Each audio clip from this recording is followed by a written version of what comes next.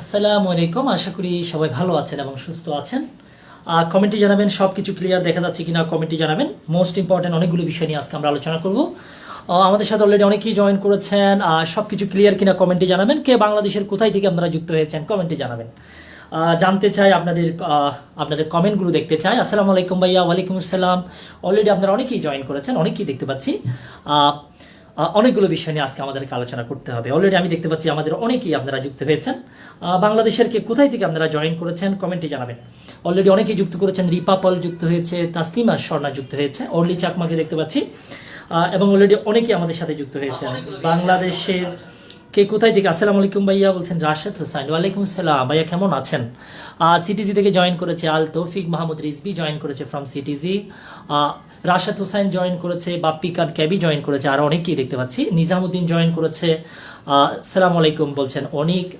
তিতলি মনি join করেছে, clear আছে ভাইয়া সাউন্ড বলছেন আবদুল্লাহ তৌফিক রিজবি। এমডি আনসার কমেন্ট করেছে, আসসালামু আলাইকুম ভাইয়া। ওয়ালাইকুম সালাম। চাঁদপুর থেকে জয়েন করেছে ঈশা, আসসালামু আলাইকুম ভাইয়া ফ্রম ঢাকা। চট্টগ্রাম রাজশাহী বিশ্ববিদ্যালয় থেকে জয়েন করেছে মুক্তাপু। মাসুম আহমেদকে দেখতে পাচ্ছি। ভাইয়া কেমন আছেন? এস এম গিয়াসুদ্দিন, আলহামদুলিল্লাহ ভালো আছি। দেখা যাচ্ছে কেমন আছেন? রায়হান ভাই কাছ থেকে রকবি, আসসালামু আলাইকুম, ভালো আছি ভাইয়া। আর অনেকেই জয়েন করেছেন। ঢাকা থেকে জয়েন করেছে তৌফিক আহমেদ, গোপালগঞ্জ থেকে জয়েন করেছে আবদুল্লাহ রাজি। নূরজাহান জয়েন করেছেন, ঢাকা থেকে জয়েন করেছে Tarni from Dhaka. Nishad Khan join করেছে ফ্রম ঢাকা। আর অনেকেই দেখতে পাচ্ছি।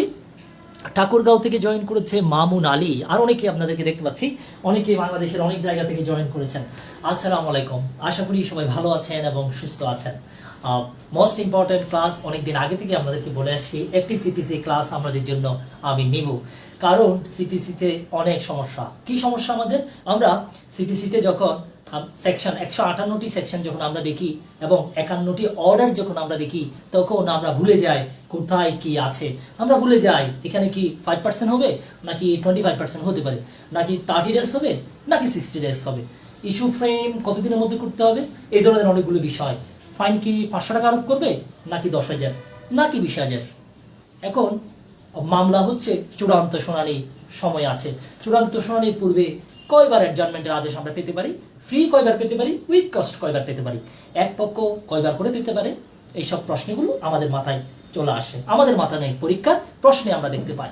আর অনেকগুলো প্রশ্ন, বিচার শেষ, মামলার শুনানি শেষ, আর্গুমেন্ট শেষ, এরপরে আমরা দেখি যে কতদিনের মধ্যে ডিগ্রি দিতে হবে, কতদিনের মধ্যে জাজমেন্ট দিতে হবে। এই প্রশ্নগুলো আমরা পরীক্ষার খাতায় দেখি। আমরা পরীক্ষার খাতায় দেখি একটা ডিগ্রি যখন এক্সিকিউট করতে যায়, তখন কেউ যখন বাধা দেয়, তার 30 দিনের শাস্তির বিধান আছে। 30 দিন তাকে সিভিল প্রিজনে রাখার বিধান আছে। প্রশ্ন হচ্ছে এটি আছে কোথায়? এটি কি সেকশন 74 আছে, নাকি 75 আছে, নাকি অর্ডার 21 রুল 98 আছে? এই বিষয়গুলো আমাদেরকে মাথায় রাখতে হবে। আমরা যখন আরো অনেকগুলো বিষয় র্যান্ডমলি যদি আমরা দেখি, অর্ডার 9 এ সেকশন 9 এ অর্ডার 9, রুল 9 এ এবং রুল 13 এখানেও কিন্তু টাকার অনেকগুলো বিষয় আছে। 1,000 টাকা, আবার হচ্ছে 3,000 টাকা, এবং 30 দিন এই বিষয়গুলো আমরা দেখব। এই সহ আরো অনেকগুলো বিষয় নিয়ে আজকের ক্লাসে আলোচনা করব। অলরেডি আমার সাথে আপনারা অনেকেই যুক্ত হয়েছেন। তো আপনারা দেখতে পাচ্ছেন আমাদের 7 দিন, 30 দিন, 60 দিন, 6%, 25%, 200 থেকে 1,000 টাকা অথবা 20,000 টাকা। প্রশ্ন হচ্ছে এগুলো কোথায় আছে, কিভাবে আছে? আমরা আজকে দেখে নিব অ্যাপিলেট কোর্টের কি কি পাওয়ার আছে, কোথায় আছে, কি কি পাওয়ার আছে, কোথায় থেকে আমরা আপিল করতে পারি, কোন কোন বিষয়ের উপর আমার আপিলের বিধান আছে। সিপিসির সেকশন 144 আমরা জানি রেস্টিটিউশনের বিধান আছে। প্রশ্ন হচ্ছে রেস্টিটিউশনের অ্যাপ্লিকেশন যখন কোর্ট যখন দেখে, যখন কোর্ট এটি যখন নিষ্পত্তি করে, তখন কোর্ট যেই আদেশটা দেয় তার বিরুদ্ধে আমি কোথায় যাব? একটা ডিগ্রি, একটা প্লেন যখন কোর্ট রিজেক্ট করে, রিজেকশন অফ প্লেন, তার বিরুদ্ধে আমি রিভিশন করব, নাকি রিভিউ করব, নাকি আপিলের কোনো বিধান আমার জন্য আছে? এই বিষয়গুলো আমরা দেখে নিব। এবং এর বাইরে এরিয়ার সহ আরো অনেকগুলো বিষয় নিয়ে আজকের ক্লাস আলোচনা হবে। অলরেডি আপনারা আমার সাথে অলরেডি অনেকেই যুক্ত হয়েছেন, অনেকেই দেখতে পাচ্ছি। যারা জয়েন করেছেন হুটহাট করে ক্লাসটি দ্রুত শেয়ার করে দিবেন। ভাইয়া জাজমেন্ট আগে নাকি ডিগ্রি আগে, সেটা নিয়ে একটু বলবেন। এই সবগুলো নিয়ে আমরা অনেক কথা হবে, তবে আগেই বলে দিচ্ছি জাজমেন্ট হচ্ছে আগে, জাজমেন্ট দেখে ডিগ্রিটা দেওয়া হয়। অলরেডি অনেকে জয়েন করেছেন। ভাইয়া লাইভ রেকর্ড করলে ভালো হবে, কমেন্ট করেছেন অনেকেই।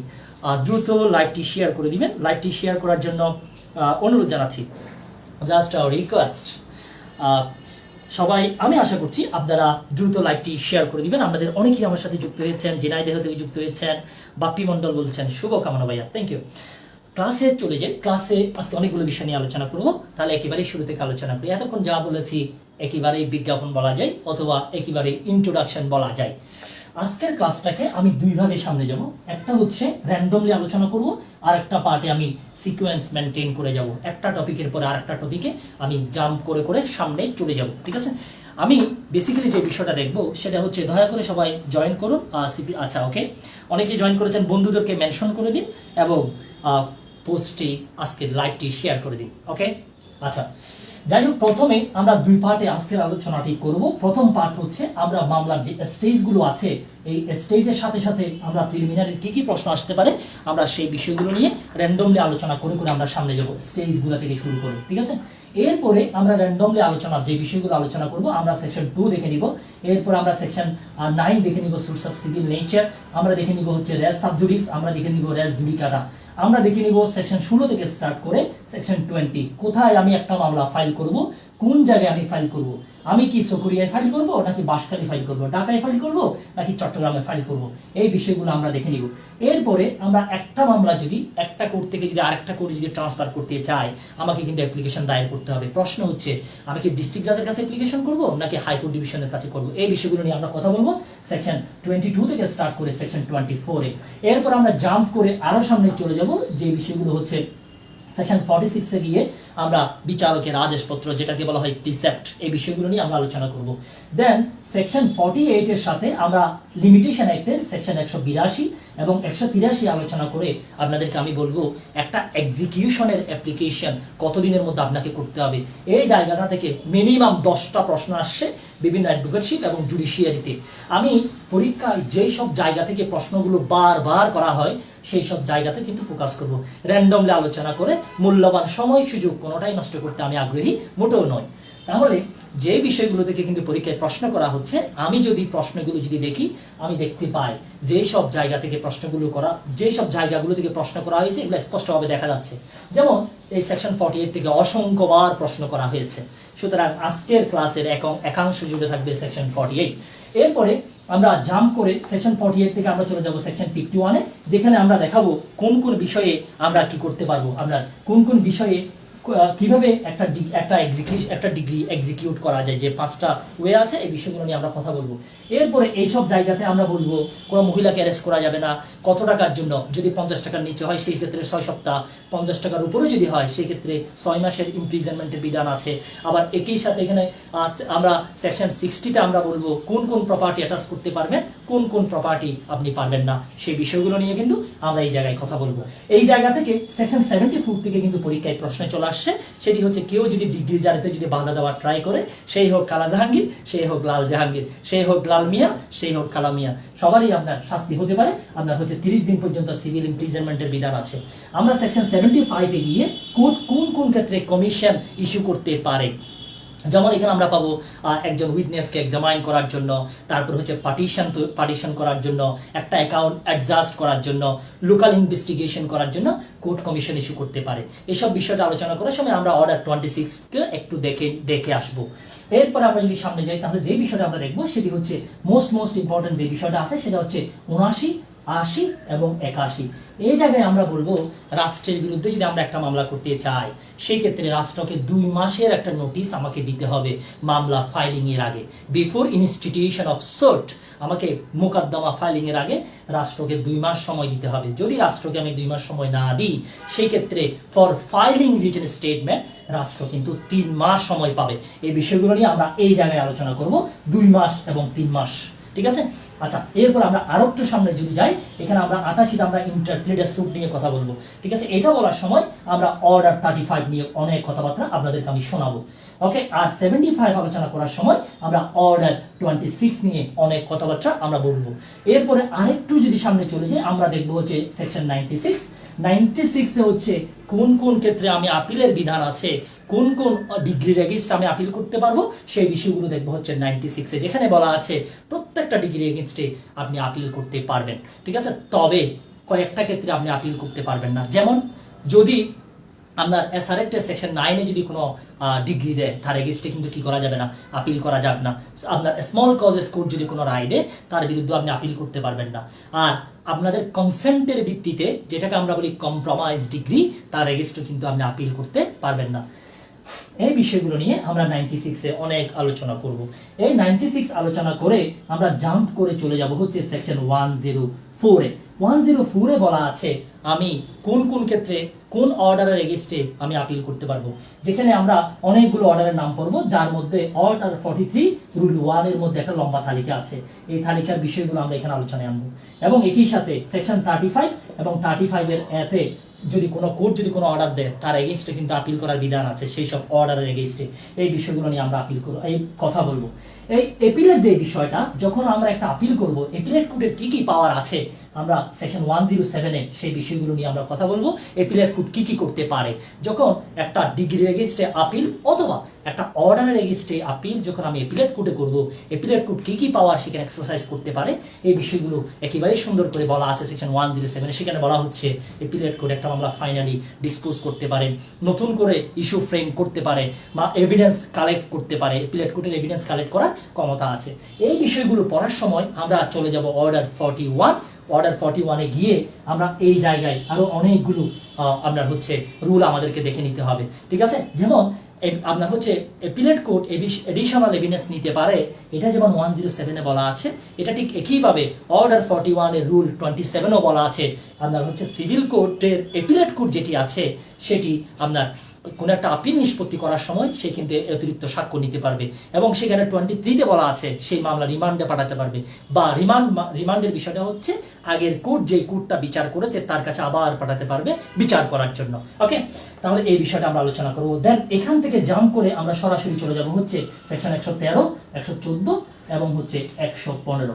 এইসব জায়গাতে গিয়ে 113 হচ্ছে রেফারেন্সের কথা বলবো, যেখানে হাইকোর্ট ডিভিশনের রেফারেন্স দেওয়ার ক্ষমতা আছে, এবং 114-তে গিয়ে আমরা রিভিউর বিষয়টা বলবো।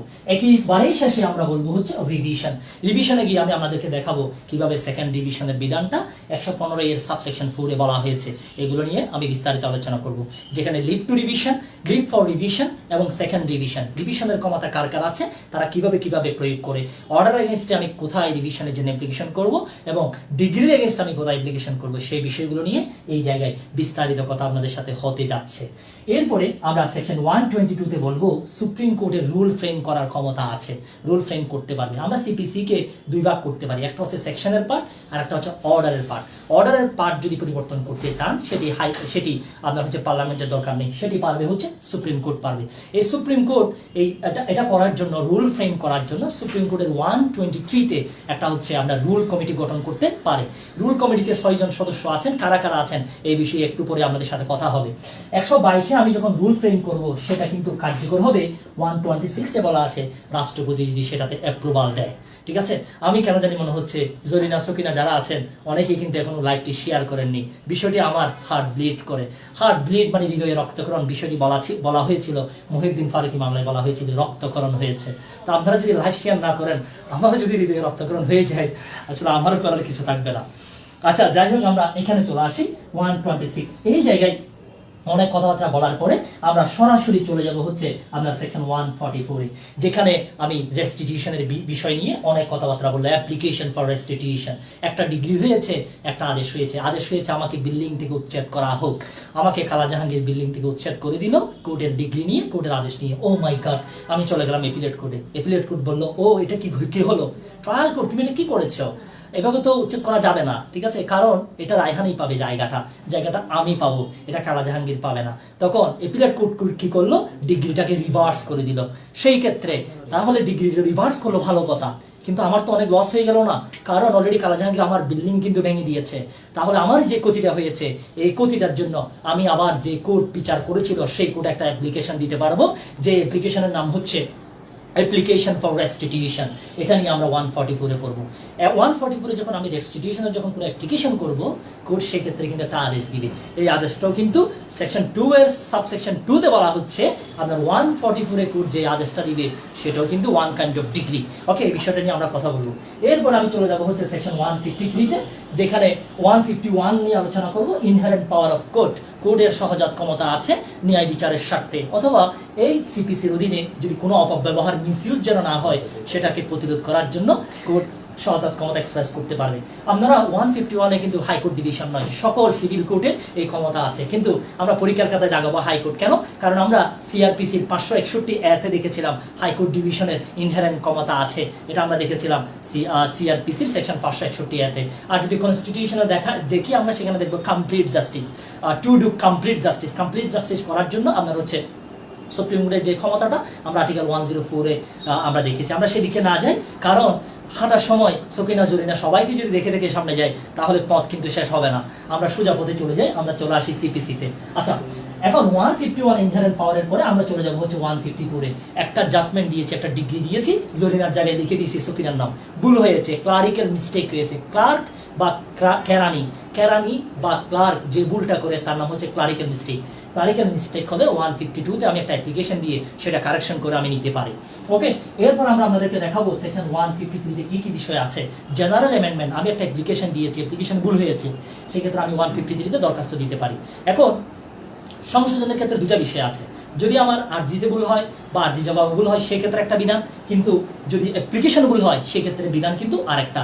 যেমন আমার প্লিডিংসে যদি ভুল হয়, হোয়াট ইজ প্লিডিংস, প্লিডিংস মানেটা কি? অর্ডার 6-এ যদি আমরা দেখি সেখানে আমরা দেখবো প্লেন্ট অথবা রিটার্ন স্টেটমেন্ট।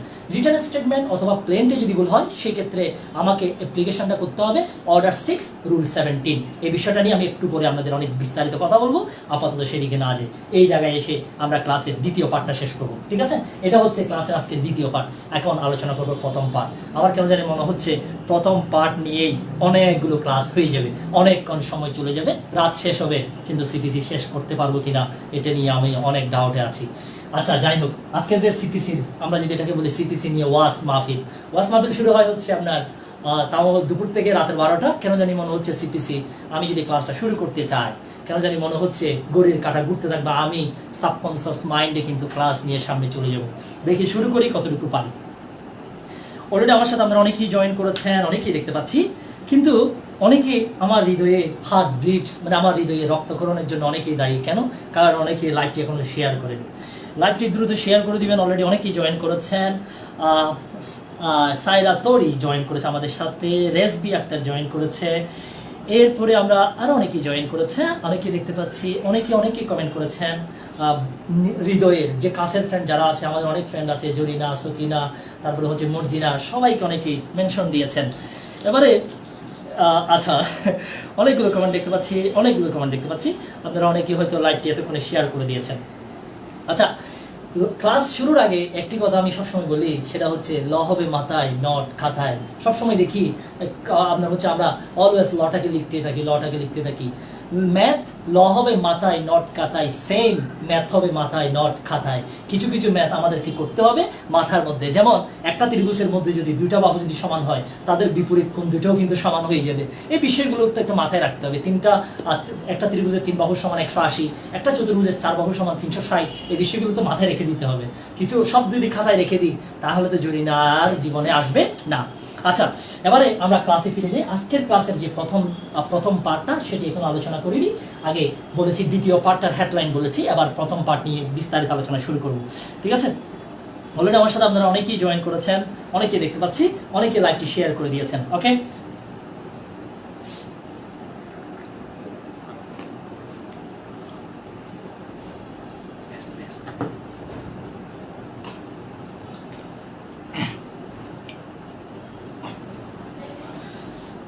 আচ্ছা, এবারে আমরা ক্লাসটি শুরু করে দিই। আজকের ক্লাসের একেবারেই শুরু থেকে স্টার্ট করব, যেই প্রথমে মামলার স্টেজ থেকে স্টার্ট করবো। আজকের ক্লাসের প্রথম পার্ট হচ্ছে স্টেজেস, দেন দ্বিতীয় পার্টে আমরা এই বিষয়গুলো নিয়ে বিস্তারিত আলোচনা করবো। ঠিক আছে, প্রথম পার্টে আমরা যদি বলি, একটা হচ্ছে প্রথমে মামলার আমরা জানি কজ অফ অ্যাকশন অ্যারাইজ হতে হবে। একটা কজ অফ অ্যাকশন অ্যারাইজ হতে হবে। কজ অফ অ্যাকশন কিভাবে অ্যারাইজ হলো? আমি জরিনাকে কি করলাম, তার জায়গা থেকে বেদখল করে দিলাম, যে জায়গাটা জরিনা অনেক দিন ধরে দখলে ছিল। জরিনাকে যদি আমি জায়গা থেকে যদি বেদখল করি, জরিনা কিন্তু সরাসরি চলে যাবে হচ্ছে লয়ারের কাছে। আমরা জানি সে লয়ারের কাছে চলে যাবে। লয়ারের কাছে যদি সে যায় তাহলে লয়ার তাকে বলবে, লয়ার তাকে কি করবে, তার সব কিছু জিজ্ঞেস করবে, তাকে ইন্টারভিউ করবে, তাকে কাউন্সেলিং করবে, মার্শালিং অফ ফ্যাক্টস, পুরো ঘটনাটা লয়ার শুনবে। শোনার পরে লয়ার দেখা যাচ্ছে এখানে মামলা করার দরকার আছে, সেই ক্ষেত্রে জরিনাকে বলবে তুমি মামলা করো। তাহলে মামলা যে করতে বলবে এটা হচ্ছে institution of suit, institution of suit, মামলা যে করতে বলবে ইনস্টিটিউশন অফ সুট, তাকে বলবে তুমি মামলা করো। ঠিক আছে, তুমি কি করো, মামলা করো বা মোকদ্দমা করো বা সুট করো, তুমি মোকদ্দমা করো। একটা জিনিস মাথায় রাখবেন, নো কজ নো সুট। যদি জরিনা যদি আমাকে বেদখল না করতো, জরিনাকে আমি অনেক ভালোবাসি, এই জন্য জরিনার বিরুদ্ধে আমি মামলা করতাম না, কিন্তু জরিনা আমাকে বেদখল করেছে, কজ অফ অ্যাকশন অ্যারাইজ হয়েছে, এই জন্য আমি করতে যাব মোকদ্দমা, আমি মোকদ্দমা করতে যাব, আমি মোকদ্দমা করতে যাব, ইনস্টিটিউশন অফ সুট, মোকদ্দমা করতে যাব। আমার লয়ার আমাকে বলে দিয়েছে আপনি মোকদ্দমা করেন। আচ্ছা, মোকদ্দমা করার জন্য আমরা সেকশন 27 বলা হচ্ছে, সেকশন 26 বলা হচ্ছে প্রত্যেকটা মোকদ্দমা আপনাকে করতে হবে আরজি দায়েরের মাধ্যমে বা প্লেন দায়েরের মাধ্যমে। তাহলে আরজি দায়েরের মাধ্যমে আমাকে মোকদ্দমাটা করতে হবে বলা আছে সেকশন 26। সেকশন 15 বলা হচ্ছে আমাকে মামলাটা করতে হবে একেবারে লোয়েস্ট গ্রেডের যে কোর্ট আছে, লোয়েস্ট গ্রেডের কোর্টে আমাকে মামলাটা করতে হবে। ঠিক আছে, আর্থিক এখতিয়ারের একেবারে সর্বনিম্ন আদালতে মামলাটা করতে হবে। আমরা যদি আচ্ছা, প্রথমত আমাকে দেখে নিতে হবে বাংলাদেশে কি কি ধরনের কোর্ট আছে, সিভিল কোড আমরা সেটা একটু দেখে নিই। আমরা যদি দেখিনি সিভিল কোর্টস অ্যাক্ট, আমরা যদি দেখিনি সিভিল কোর্টস অ্যাক্ট 1887 যদি আমরা দেখি, সেখানে আমরা দেখতে পাবো 5 ধরনের কোর্ট আছে।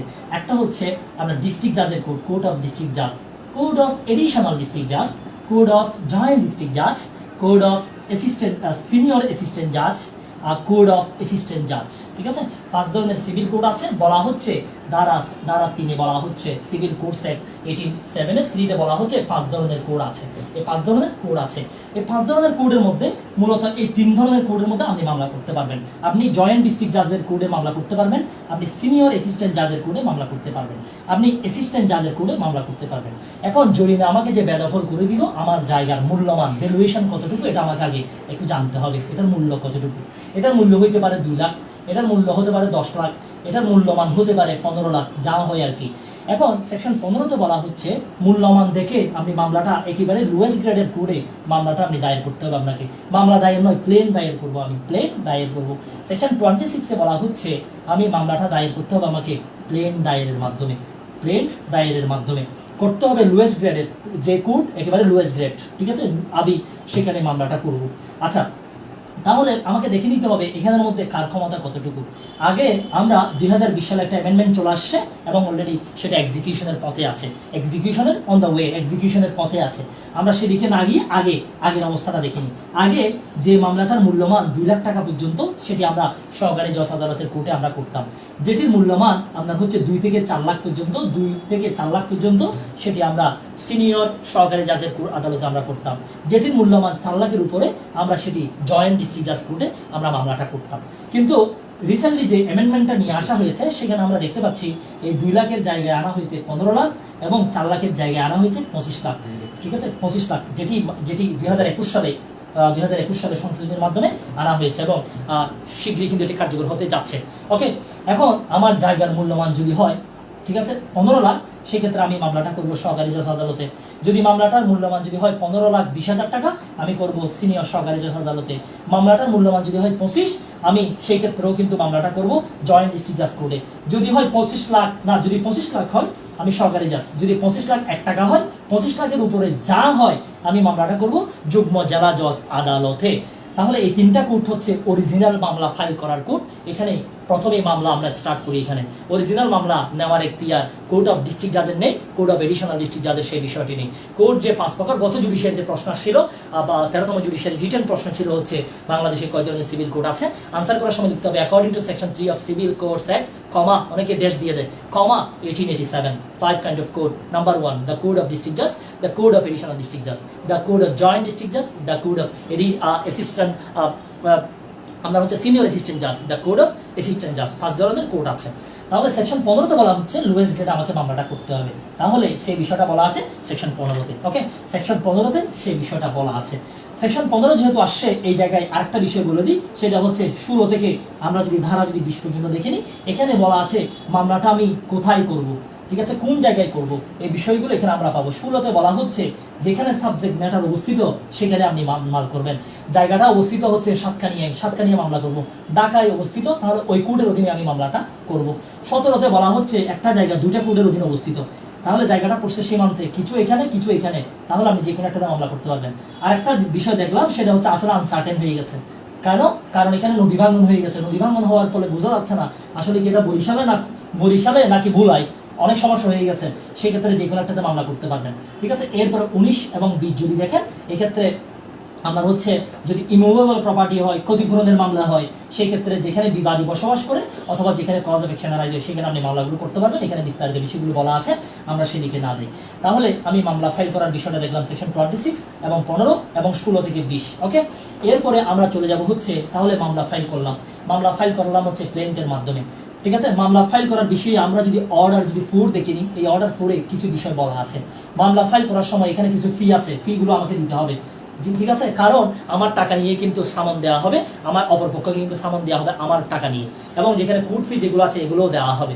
এখন এগুলো যখন আমি দিব, সেরাস্তাদার কি করবে, এগুলো সবগুলো চেক করবে, এভরিথিং ইজ ওকে, দেখা যাচ্ছে সব টাকা পয়সা আমি দিয়েছি।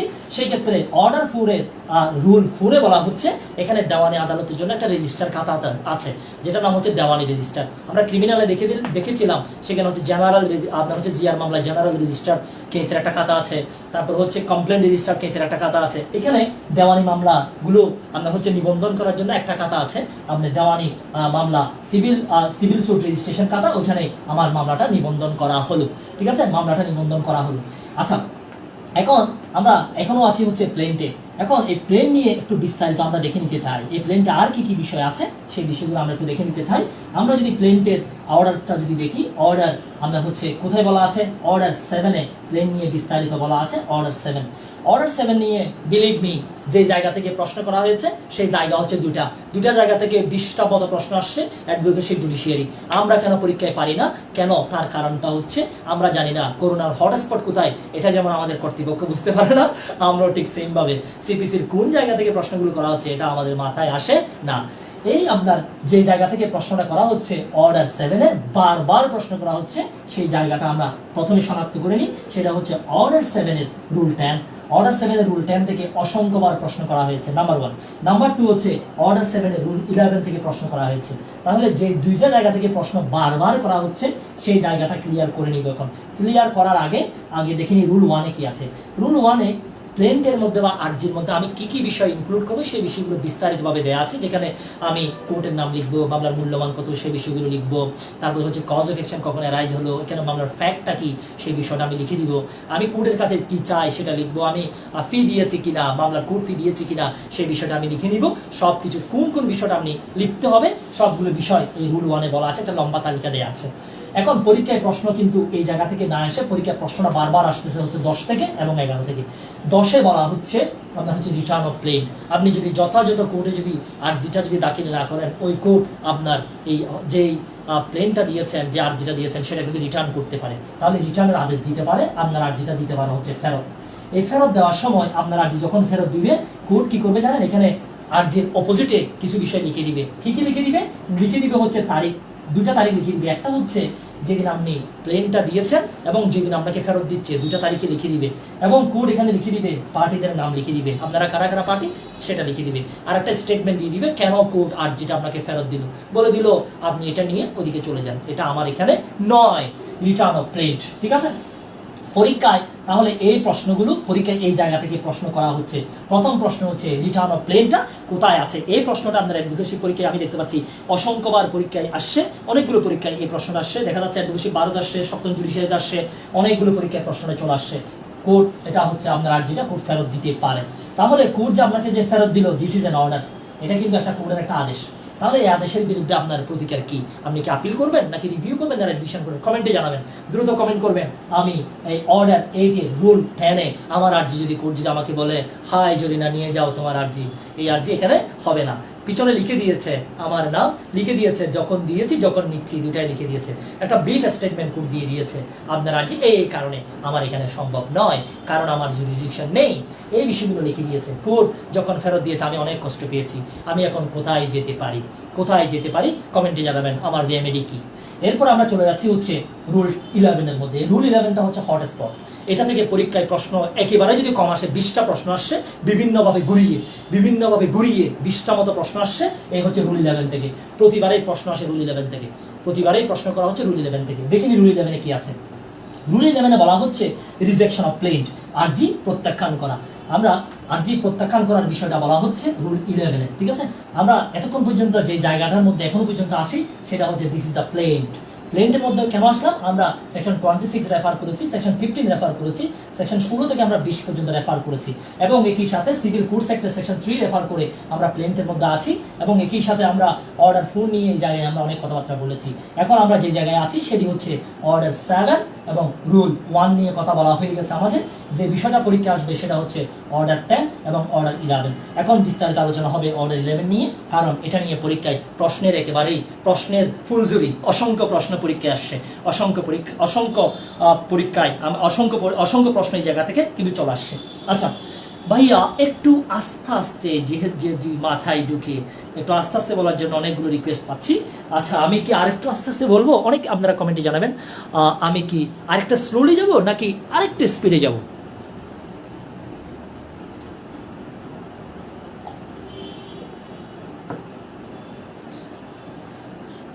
আচ্ছা, আমরা রিজেকশন অফ প্লেন্টের বিষয়টা দেখিনি। এই আপনার হচ্ছে অর্ডার 7 এর রুল 11-এর মধ্যে রিজেকশন অফ প্লেন্টের বিষয়টা বলা আছে, যেটা হচ্ছে রিজেকশন অফ প্লেন্ট। কখন কোর্ট প্লেন রিজেক্ট করে আমরা সেই বিষয়গুলো একটু দেখে নিই। এখন আমি যে আর্জিটা দিয়েছি এখানে কোনো কজ অফ অ্যাকশন নেই। কজ অফ অ্যাকশন কীভাবে কজ অফ অ্যাকশন যে অ্যারাইজ হয়েছে এটা কেন বোঝা যাচ্ছে না। আমি যে ভ্যালুয়েশনটা কোর্টকে দিয়েছি এই ভ্যালুয়েশনটা হচ্ছে আন্ডার ভ্যালুয়েশন। জায়গা হবে 2 লাখ, আমি লিখেছি হচ্ছে জায়গা হবে 10 লাখ, আমি লিখেছি 2 লাখ, যেন আমি কোর্ট ফি চুরি করতে পারি, কোর্ট ফি যেন দিতে না হয়। পরীক্ষা প্রশ্ন আসছে কেন আন্ডার ভ্যালুয়েশন করা হয়, এটা কিসের সাথে সম্পর্কিত? এটা হচ্ছে কোর্ট ফিটা ইম্পর্টেন্ট। কোর্ট ফি চুরি করার জন্য মূলত এই কাজটি করা হয়, আন্ডার ভ্যালুয়েশন। আরেকটা মোস্ট ইম্পর্টেন্ট বিষয় হচ্ছে যদি আপনি স্টাম্প যদি যথাযথভাবে যদি এখানে যদি না লাগান সেই ক্ষেত্রেও কিন্তু আপনার আর্জি রিজেক্ট করতে পারে। আর এটা যদি বাদ বাই যদি ল হয়, তামাদি দ্বারা বাড়িতে এবং অন্যান্যভাবে এটা যদি রেস জুডিকারা দ্বারা বাড়িতে হয় সেই ক্ষেত্রেও কিন্তু কোর্ট আপনার প্লেনটা কিন্তু কি করতে পারে, রিজেক্ট করতে পারে। এই 4টা পরীক্ষার জন্য এগুলো কিন্তু অনেক বেশি গুরুত্বপূর্ণ। এই জায়গায় যে বিষয়টা মোস্ট ইম্পর্টেন্ট সেটি হচ্ছে এই আপনার স্টাম্পের ক্ষেত্রে কোর্ট আপনাকে একটা সময় দিতে পারে, আপনাকে বলতে পারে আপনি এগুলো একটু কারেকশন করে আসেন, ঠিক আছে। সেই ক্ষেত্রে পুরো আপনাকে একটা সময় দিতে পারে। যদি সময় যদি না দেয় সেই ক্ষেত্রে আপনি 21 দিনের বেশি সময় পাবেন না। এই 21 দিনটা পরীক্ষার জন্য গুরুত্বপূর্ণ। 21 দিনের বেশি সময় আপনি পাবেন না। পরীক্ষায় প্রশ্ন আসছে যদি প্লেন যদি রিজেক্ট করে আমি কি করতে পারি। আপনারা সবাই জানেন সেকশন 2 এর সাবসেকশন 2-তে বলা হচ্ছে আপনার ডিগ্রির সংজ্ঞা দেওয়া আছে। এই সংজ্ঞাতে বলা হলো rejection of plaint one kind of degree. Section 144-এ যদি কোনো অর্ডার দেয় কোর্ট সেটাও কিন্তু ডিগ্রি। তাহলে রিজেকশন অফ প্লেন্টের যে অর্ডারটা কোর্ট দিচ্ছে এটাও ডিগ্রি। আবার হচ্ছে এটা যদি ডিগ্রি হয় আমরা জানি সকল ডিগ্রি এগেইনস্টে আমরা কি করতে পারি, আপিল করতে পারি। যেখানে আপিলের বিধান আছে সেখানে আমরা রিভিউ করতে পারি। এখানে কিন্তু আমি রিভিউ করারও কি আছে, আমার সুযোগ আছে। আরও একটা আপনার হচ্ছে রেমেডি আমার আছে, সেক্ষেত্রে হচ্ছে আমি কোর্টকে ফ্রেশ প্লেন দায়ের করতে পারি। তাহলে কি কি রেমেডি আছে, কোন কোন গ্রাউন্ডে কোর্ট এটা রিজেক্ট করছে এবং সেই বিষয়টা, এবং স্টাম্পের বিষয়ে 21 দিনের একটা কথা বলেছি। এই বিষয়গুলো থেকে পরীক্ষায় কম আসলেও মিনিমাম হচ্ছে 20টা মতো প্রশ্ন আসছে বিভিন্ন পরীক্ষায়, এই জায়গা থেকে প্রশ্নগুলো আসছে। আমরা আরেকটু স্পিডে যান ভাই, ওকে। আমরা এই জায়গাটা শেষ করে আমরা আরেকটু সামনে চলে যাই। তাহলে আমরা প্রথমত দেখে নিলাম প্লেন্টের বিষয়টা, আমরা দেখে আমরা সামনে চলে যাই। প্লেন্টের বিষয় শেষ করলাম, এখন কোর্টকে আমি প্লেন দিয়ে দিলাম। প্লেন দেওয়ার পরে আমরা জানি যে বিষয়টা দেওয়া হবে দিস ইজ দ্য কোর্ট। এখন কি করবে, বিবাদীকে সামন দিবে। মোস্ট ইম্পর্টেন্ট হচ্ছে সামনের বিষয়টা, যেটাকে আমরা বলি কোর্ট প্রসেস ইস্যু করবে। প্রসেস ইস্যু করা মানেটা হচ্ছে আপনার হচ্ছে প্রসেস কি করবে, কোর্ট প্রসেস ইস্যু করবে বা বিবাদীকে কি দিবে, সামন দিবে। সামনের বিষয়টা যদি আমরা দেখি এই বিষয়টা বলা আছে অর্ডার 5-এ বলা আছে, এবং একই সাথে সেকশন 27 যদি আমরা দেখি সেকশন 27-এ বলা হচ্ছে কোর্ট যখন প্লেন দায়ের করবে সেই ক্ষেত্রে কোর্ট বাদীকে আপনার হচ্ছে কি দিবে, বিবাদীকে সামন দিবে কি জন্য, টু আনসার টু অ্যাপিয়ার, যেন কোর্টে আসে যেন আনসার দেয়, বাদী যে ক্লেমগুলো করেছে প্রশ্নগুলো করেছে সেগুলোর জন্য সে উত্তর দেয়। 2012 সালে আমরা যদি প্রথমত হচ্ছে অর্ডার 5টা যদি একটু ভালো করে দেখে নিই, অর্ডার 5 হচ্ছে মোস্ট ইম্পর্টেন্ট। এই জায়গায় যদি আমরা দেখে নিই এখানে 2012 সালে মেজর একটা অ্যামেন্ডমেন্ট আনা হয়েছে, যেখানে বলা হচ্ছে আমি যেদিন কোর্টে প্লেন দায়ের করব, মামলা দায়ের করব, তার 5 দিনের মধ্যে 5 ওয়ার্কিং ডেজ, তার 5 দিনের মধ্যে আপনার হচ্ছে সমন ইস্যু করতে হবে, সমন ইস্যু করে নেজারত শাখায় পাঠাইতে হবে। নেজারত সমন ইস্যু করা হচ্ছে সেরাস্তাদার, আপনার হচ্ছে কোর্ট সমন ইস্যু করবে, কোর্ট সামনটা ইস্যু করার পরে এটা 5 ওয়ার্কিং ডেজ, 5 কার্য দিবসের মধ্যে এটা আপনার হচ্ছে নেজারত শাখায় পাঠাইতে হবে। এই 5 কার্য দিবসটা পরীক্ষা আসবে, 5 ওয়ার্কিং ডেজ, এটা কিন্তু 5 কার্য দিবস, এটা কিন্তু পরীক্ষায় আসবে। ঠিক আছে, এখানে সামনের আরো অনেকগুলো বিধান আছে, কিন্তু আনফরচুনেটলি সামন নিয়ে পরীক্ষার প্রশ্ন দেখা যায় একেবারেই কম, খুব কম প্রশ্ন আমি সামন থেকে দেখতে পাচ্ছি।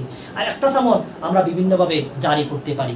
আমরা একটা সামন ফ্যাক্সের মাধ্যমে জারি করতে পারি, পার্সোনালি জারি করতে পারি, ডাক যুগে জারি করতে পারি, এবং একই সাথে সামনের বিষয়ে আরো কয়েকটা বিধান কুরিয়ারের মাধ্যমে আমরা দায়ের করতে পারি। একটা বিষয় মাথায় রাখবেন, যদি সামন জারি করার জন্য যদি কোনো অফিসারকে দেওয়া হয়, কোনো অফিসারকে এটা দেওয়া হলো অথবা কোনো কুরিয়ার সার্ভিসকে দেওয়া হলো, তাহলে সেই ক্ষেত্রে তাদেরকে এটা 30 দিনের মধ্যে এটা কিন্তু জারি করতে হবে, আপনার বিবাদীকে দিয়ে আসতে হবে। 30 দিনের মধ্যে যদি তারা যদি না দেয়, তাহলে এটা কিন্তু এখানে বলা হয়েছে এটা কিন্তু একটা অপরাধ হবে তাদের জন্য। ঠিক আছে, এটা অসৎ আচরণের জন্য তারা দায়ী হবে। এখন সেটা যদি কুরিয়ার হয়, কুরিয়ার সার্ভিস হয়, তাহলে জেলা জজ কিন্তু কোন কোন কুরিয়ারের মাধ্যমে সামন পাঠানো হবে এই তালিকাটা করে হচ্ছে জেলা জজ। এখন জেলা জজ কি করবে, ওই কুরিয়ারকে আপনার হচ্ছে তালিকা থেকে বাদ দিয়ে দিবে জেলা জজ। ওকে, এই বিষয়টা মাথায় রাখবেন। 30 দিন আপনার হচ্ছে কুরিয়ারকে জেলা জজ বাদ দিতে পারে। আমরা সামন নিয়ে আর কথা না বলি, একটু সামনে চলে যাই। তাহলে সামনের পরে আমরা ডিরেক্টলি চলে যাচ্ছি হচ্ছে রিটেন স্টেটমেন্ট। এখন বিবাদীকে রিটেন স্টেটমেন্ট জমা দিতে হবে। রিটেন স্টেটমেন্টের বিষয়ে আমরা দেখবো হচ্ছে অর্ডার 8 এর মধ্যে বিস্তারিত বলা আছে রিটেন স্টেটমেন্ট নিয়ে। রিটেন স্টেটমেন্ট নিয়ে এই অর্ডার 8 থেকে পরীক্ষা অসংখ্য প্রশ্ন আসছে। প্রথম প্রশ্ন যেটি, রিটেন স্টেটমেন্ট কতদিনের মধ্যে জমা দিতে হবে, এটি হচ্ছে মোস্ট ইম্পর্টেন্ট প্রশ্ন। অর্ডার 8 এর রুল 1 এ বলা হচ্ছে আপনাকে যেদিন আপনার হচ্ছে সামন যেদিন আপনার হাতে পৌঁছবে তার 30 ওয়ার্কিং ডেজের মধ্যে, কার্য দিবসের মধ্যে আপনাকে কোর্টে এসে রিটেন স্টেটমেন্ট জমা দিতে হবে। কোনো কারণে যদি 30 দিনের মধ্যে যদি আপনি যদি না পারেন, সেই ক্ষেত্রে পরবর্তী আরও 30 দিন, মানে হচ্ছে 60 দিনের মধ্যে, টোটাল 60 দিনের মধ্যে আপনাকে রিটেন স্টেটমেন্টটা জমা দিতে হবে। যদি কোনো কারণে রিটেন স্টেটমেন্ট যদি জমা দিতে না পারেন, তাহলে মামলার শুনানি হবে এক্সপার্টি, আপনার কোর্ট এক্সপার্টি শুনানি করে ফেলবে, একতরফা মামলাটা কোর্ট নিষ্পত্তি করবে। এই বিষয়টা মোস্ট ইম্পর্টেন্ট। রিটেন স্টেটমেন্ট যেটা দিবেন, সেখানে আপনাকে যিনি বাদী যে ক্লেমটা দিয়েছে, সেখানে বাদী যে কথাগুলো বলেছে আপনাকে আপনার একেবারেই স্পেসিফিক্যালি ডিনাই করতে হবে, সুনির্দিষ্টভাবে আপনাকে ডিনাই করতে হবে। কোন কোন বিষয়টা আপনি স্বীকার করেন এটা স্পেসিফিক্যালি বলতে হবে। বাসা বললেও হবে না, আমি সব কিছু অস্বীকার করি, এই ধরনের কথা বলে কাজ হবে না। আপনি যদি বাসা ইভাসিভ ডিনায়াল যদি করেন, নাম্বার 1, আর আপনি যদি ডিনাই যদি না করেন, সেই সব ক্ষেত্রে ধরে নেওয়া হবে আপনি এগুলো অ্যাডমিট করেছেন, আপনি স্বীকার করেছেন। পরীক্ষায় প্রশ্নটা আসছে, যদি সে যদি ডিনাই না করে, তাহলে বিষয়টা কি হবে, তাহলে স্বীকার করেছে বলে ধরে নেওয়া হবে। এটা একটা কিন্তু প্রিভিয়াস প্রশ্ন। ওকে, তাহলে আপনি ডিনাই করেছে, আপনি স্বীকার করেছেন বলে ধরে নেওয়া হবে। এখান থেকে আমি অনেকগুলো প্রশ্ন দেখতে পাচ্ছি। আপনার হচ্ছে নবম জুডিশিয়ারিতে প্রশ্ন আসছে, অ্যাডভোকেসিতে প্রশ্ন আসছে। যদি স্বীকার না করেন, তাহলে ধরে নেওয়া হবে এটা হচ্ছে অ্যাডমিটেড। ওকে, এর বিষয়ে আমরা আরেকটা বিষয় দেখবো, সেটা হচ্ছে রুল 9। এখানে রুল 9 থেকে একটা রুল 9 এবং রুল 10 নিয়ে একটু বিষয় বলে দিই, মোস্ট ইম্পর্টেন্ট। রুল 9-এ কোর্ট আপনার থেকে এডিশনাল রিটেন স্টেটমেন্ট চাইতে পারে, অতিরিক্ত রিটেন স্টেটমেন্ট কোর্ট আপনাকে চাইতে পারে। কোর্ট যদি না চায়, সেই ক্ষেত্রে কোর্টের পারমিশন ব্যতীত আপনি রিটেন স্টেটমেন্ট জমা দেওয়ার পরে, আর্জি জবাব জমা দেওয়ার পরে আপনি কিন্তু আর আর্জি জবাব দিতে পারবেন না। তবে কোর্ট পারমিশন দিলে আপনি দিতে পারবেন, অথবা কোর্ট যদি আপনাকে বলে আপনি এডিশনাল রিটেন স্টেটমেন্ট দেন, সেই ক্ষেত্রে আপনাকে কিন্তু জমা দিতে হবে। যদি জমা দিতে যদি আপনি ব্যর্থ হন, কোর্ট রুল 10-এ বলা হচ্ছে আপনার বিরুদ্ধে রায় ঘোষণা করতে পারবে। এই আপনার অর্ডার 8-এর মধ্যে মোস্ট ইম্পর্টেন্ট একটা বিষয় আছে, সেটা হচ্ছে রুল 6, যেটাকে আমরা বলি হচ্ছে সেট অফ কোথায় আছে, এই প্রশ্নটা অসংখ্যবার আসছে, সেট অফ কোথায় আছে। তাহলে আনসার হচ্ছে অর্ডার 8 রুল 6। অর্ডার 8 রুল 6-এর মধ্যে বলা আছে হচ্ছে সেট অফের বিষয়টা, অর্ডার 8 রুল 6-এ বলা আছে, এবং পরীক্ষায় প্রশ্নটা কিন্তু আসছে। এখন সেট অফ করবেন কোন ক্ষেত্রে? সেট অফ শুধুমাত্র হবে মানি সুটের ক্ষেত্রে, মানির ক্ষেত্রে, টাকা পয়সার ক্ষেত্রে। তবে যে টাকাটা আপনি পাবেন, সেই টাকাটা হইতে হবে সার্টেন, এটা কিন্তু সার্টেন হইতে হবে, এবং এটা বৈধভাবে রিকভার করার মতো হইতে হবে, লিগ্যালি রিকভারেবল হইতে হবে, এবং সার্টেন হইতে হবে। যে কোর্টে আপনি সেট অফের আবেদন করবেন, সেই কোর্টের একটা জুরিডিকশন থাকতে হবে। প্রশ্ন হচ্ছে what is set of? Set of হচ্ছে বিবাদীর সমন্বয়। আমি মামলা করেছি জরিনার বিরুদ্ধে, জরিনা আমি তোমার থেকে 10 লাখ টাকা পাবো। জরিনা এরপর দিন কোর্টে গিয়ে বললো, ইওর অনার, ওনার থেকে তো আমি 5 লাখ টাকা পাবো। আমি যেটা করলাম, আমি তো প্লেন্টের মাধ্যমে মামলা করলাম, এখন জরিনা উল্টা একটা আমার প্রতি দাবি সে করলো, সে আমার থেকে নাকি 5 লাখ টাকা পাবে। তাহলে তার যে দাবি, এটাকে বলা হয় সেট অফ। ঠিক আছে, সেট অফ। হোয়াট ইজ, এটার কনসিকুয়েন্স কি হবে, এটা নিয়ে বিস্তারিত না যায়, আর অনেকগুলো কথা আমাদেরকে বলতে হবে। আচ্ছা, তাহলে এই বিষয়গুলো আমরা মাথায় রাখবো। আশা করি এই সব জায়গা থেকে এই প্রশ্নগুলো কিন্তু করা হবে। তাহলে একটা বিষয় মাথায় রাখবেন, সেটা হচ্ছে আপনার যে বিষয়টা, সেটা হচ্ছে মোস্ট ইম্পর্টেন্ট যে বিষয়টা, সেটি হচ্ছে আপনার বিবাদীকে কিন্তু রিটেন স্টেটমেন্ট জমা দিতে হবে 30 দিনের মধ্যে। 30 দিনের মধ্যে 30 দিনের মধ্যে যদি জমা দিতে যদি না পারে, সে কোর্ট তাকে অতিরিক্ত এডিশনাল 30 দিন দিতে পারে, তবে সময়টা কোনোভাবেই 60 দিনের কিন্তু বেশি নয়। মোস্ট ইম্পর্টেন্ট একটা বিষয়। আর একটা বিষয়, ইম্পর্টেন্ট বিষয় এখানে বলে দিই, সেটা হচ্ছে এখন রিটেন স্টেটমেন্ট দিবে হচ্ছে সরকার যদি দেয় সেক্ষেত্রে কি হবে, সেটা আমি আপনাদেরকে এই জায়গায় বলেছি। সরকার যদি হয়, সরকারকে মামলা করার আগে আমাকে সময় দিতে হবে, 2 মাস সময় দিতে হবে। সরকারকে 2 মাসের সময় দিয়ে বলতে হবে তোমার বিরুদ্ধে একটা মামলা করতে যাচ্ছি, 2 মাস পরে আমি মামলাটা করব। 2 মাসের একটা নোটিশ সরকারকে দিতে হবে, যাতে সরকার আমার সাথে সমন্বয় করতে পারে। সরকার যদি আগে যদি আমাকে টাকা দিয়ে ফেলে, তাহলে তো আমার কোনো আর টেনশন নেই, আর তো কোনো টেনশন নাই। ওকে, 2 মাসের মধ্যে সমন্বয়, 2 মাসের একটা নোটিশ সরকারকে দিতে হবে মামলা ফাইলিং এর আগে। সরকারকে যদি আমি নোটিশ না দিই, এই জায়গায় নর্মাল ব্যক্তি পাবে হচ্ছে 60 দিন, কিন্তু সরকার এই জায়গায় সময় পাবে কমপক্ষে 3 মাস। কমপক্ষে সরকারকে 3 মাস সময় কোর্ট দিবে, যে বিষয়টা বলা আছে সেকশন 79, 80 এবং 81-তে। মোস্ট ইম্পর্টেন্ট সবগুলো টপিক এখানে বলে দিয়েছি। একটা কথা মাথায় রাখবেন, পরীক্ষায় প্রশ্ন যদি ঘুরায়, সেখানে বলবে বিবাদী যদি রিটেন স্টেটমেন্টের বিষয়টা যদি সে যদি কি না করে, ডিনাই যদি না করে, কিছুই বলে নাই, আপনার একটা মানে বাদী তার প্লেন্টের মধ্যে বা আর্জির মধ্যে যে কথাগুলো বলেছে, এখানের মধ্যে একটা বিষয়ে সে কিছুই বলে নাই, কিছুই যদি না বলে, অথবা ইভাসিভলি বলেছে, ভাষা বলেছে, আমি কিছুই মানি না, আমি কিছুই করি নাই, ইভাসিভ ডিনায়াল যদি করে, যদি চুপচাপ তাকে কিছুই যদি না বলে, ধরে নেওয়া হবে দোজ আর অ্যাডমিটেড, এগুলো স্বীকৃতি হিসেবে ধরে নেওয়া হবে। পরীক্ষায় অপশন দিবে, এটাকে কি হিসেবে ধরে নেওয়া হবে, এটা কি স্বীকৃতি নাকি কনফেশন, এটা কি অ্যাডমিশন নাকি কনফেশন। কনফেশন হয় শুধুমাত্র আপনার হচ্ছে ক্রিমিনাল কেসের ক্ষেত্রে, ক্রিমিনাল ফৌজদারি মামলার ক্ষেত্রে, যেটি সেকশন 164-এ আমি আপনাদেরকে সেই বিষয়টা যদি কখনো সিআরপিসি নেওয়ার সুযোগ হয় সেখানে দেখাবো। সেদিকে না যাই, আমরা বাই রোডে যাওয়ার কোনো সুযোগ নাই, আজকে একেবারে হাইওয়েদের সামনে যাব। কারণ বাই রোডের মধ্যে দাঁড়িয়ে আছে জরিনা, বাই রোডের মধ্যে দাঁড়িয়ে আছে কালা জাহাঙ্গীর। একদিকে গেলেই সে নিয়ে যাবে আজীবন, আরেকদিকে গেলেই আজকে হচ্ছে কালা জাহাঙ্গীরের হাতে আমি পড়তে চাই না। চলো আসি আবার সিপিসিতে। তাহলে আমরা রিটেন স্টেটমেন্ট জমা দিলাম। রিটেন স্টেটমেন্ট জমা দেওয়ার পরে মোস্ট ইম্পর্টেন্ট যে পার্টটা আমাদের আসবে, তাহলে সামন শেষ, রিটেন স্টেটমেন্টে চলে আসলাম। এখানে কোন কোন ধারা বলেছে আমাদের আশা করি মনে আছে। বলেছিলাম হচ্ছে 26, বলেছিলাম হচ্ছে 15, বলেছিলাম আপনার হচ্ছে 16 থেকে স্টার্ট করে 20, বলেছিলাম হচ্ছে আপনার অর্ডার 4 এর কথা বলেছি, এবং একই সাথে আপনার প্লেন্টের মধ্যে আমরা অর্ডার 7 নিয়ে অনেকগুলো আলোচনা আমরা করেছি। অর্ডার 7 এবং সামনে এসে আমি অর্ডার 5 নিয়ে অনেক কাহিনী আমাদের সাথে করা হয়েছে। অর্ডার 5 এবং সেকশন 27 নিয়েও অনেক কথাবার্তা আমি অলরেডি বলেছি। ঠিক আছে, রিটেন স্টেটমেন্টে এসে আমরা অর্ডার 8 নিয়ে অনেকগুলো কথাবার্তা আমরা বলেছি রিটেন স্টেটমেন্ট নিয়ে। ঠিক আছে, এতটুকু পর্যন্ত আশা করি সবার ক্লিয়ার। এখন এই জায়গায় একটা ইম্পর্টেন্ট একটা বিষয় আছে, সেটা হচ্ছে প্লেন্ট, যেটা বললাম প্লেন্ট এবং রিটেন স্টেটমেন্ট এই দুটাকে একসাথে বলা হয় হচ্ছে প্লেডিংস। এই দুটাকে একসাথে বলা হয় প্লিডিংস, PLED, প্লিডিংস, এগুলাকে একসাথে বলা হয় প্লিডিংস। ঠিক আছে, যদি এস থাকে তাহলে দুটোটা রিটেন স্টেটমেন্ট এবং হচ্ছে প্লেন দুইটাই, যদি এস যদি না দেয় তাহলে হচ্ছে অবলিক, হয় রিটেন স্টেটমেন্ট হয় প্লেন, দুইটা। এই বিষয়টা বলা আছে অর্ডার 6।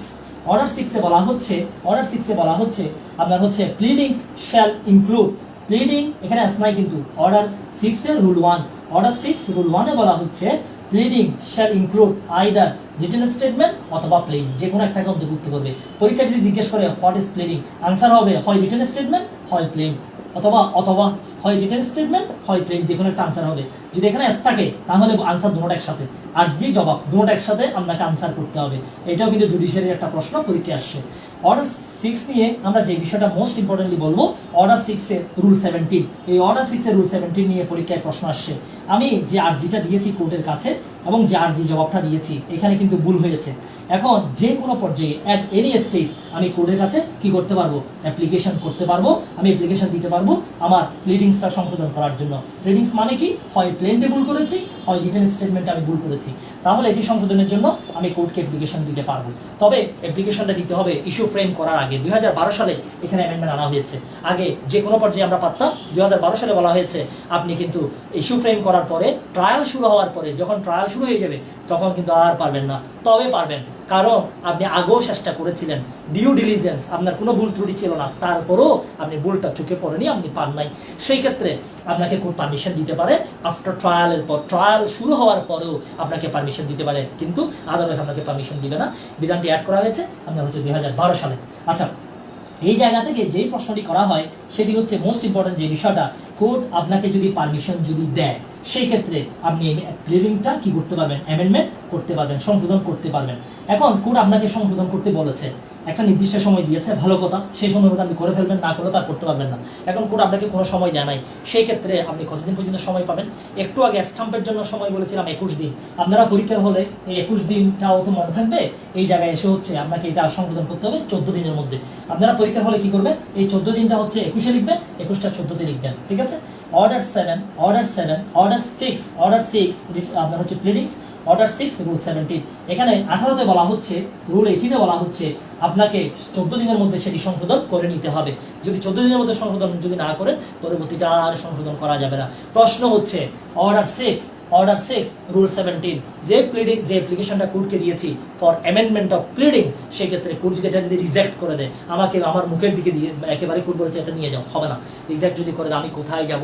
আমার কাছে রেমেডি কি আছে? রিভিউ করবো না রিভিশন করবো? কমেন্টে জানাবেন। অনেকগুলো কমেন্ট দেখতে পাচ্ছি।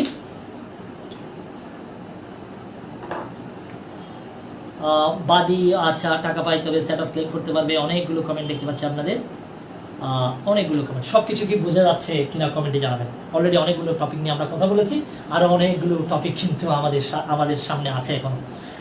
অনেকগুলো কমেন্ট দেখতে পাচ্ছি আপনাদের, সবগুলো বোঝা যাচ্ছে কিনা কমেন্টে জানাবেন। অলরেডি অনেকেই জয়েন করেছে, সানজিদা, সুলতানা, নিশি জয়েন করেছে, আর অনেকেই দেখতে পাচ্ছি, অনেকেই আপনারা জয়েন করেছেন।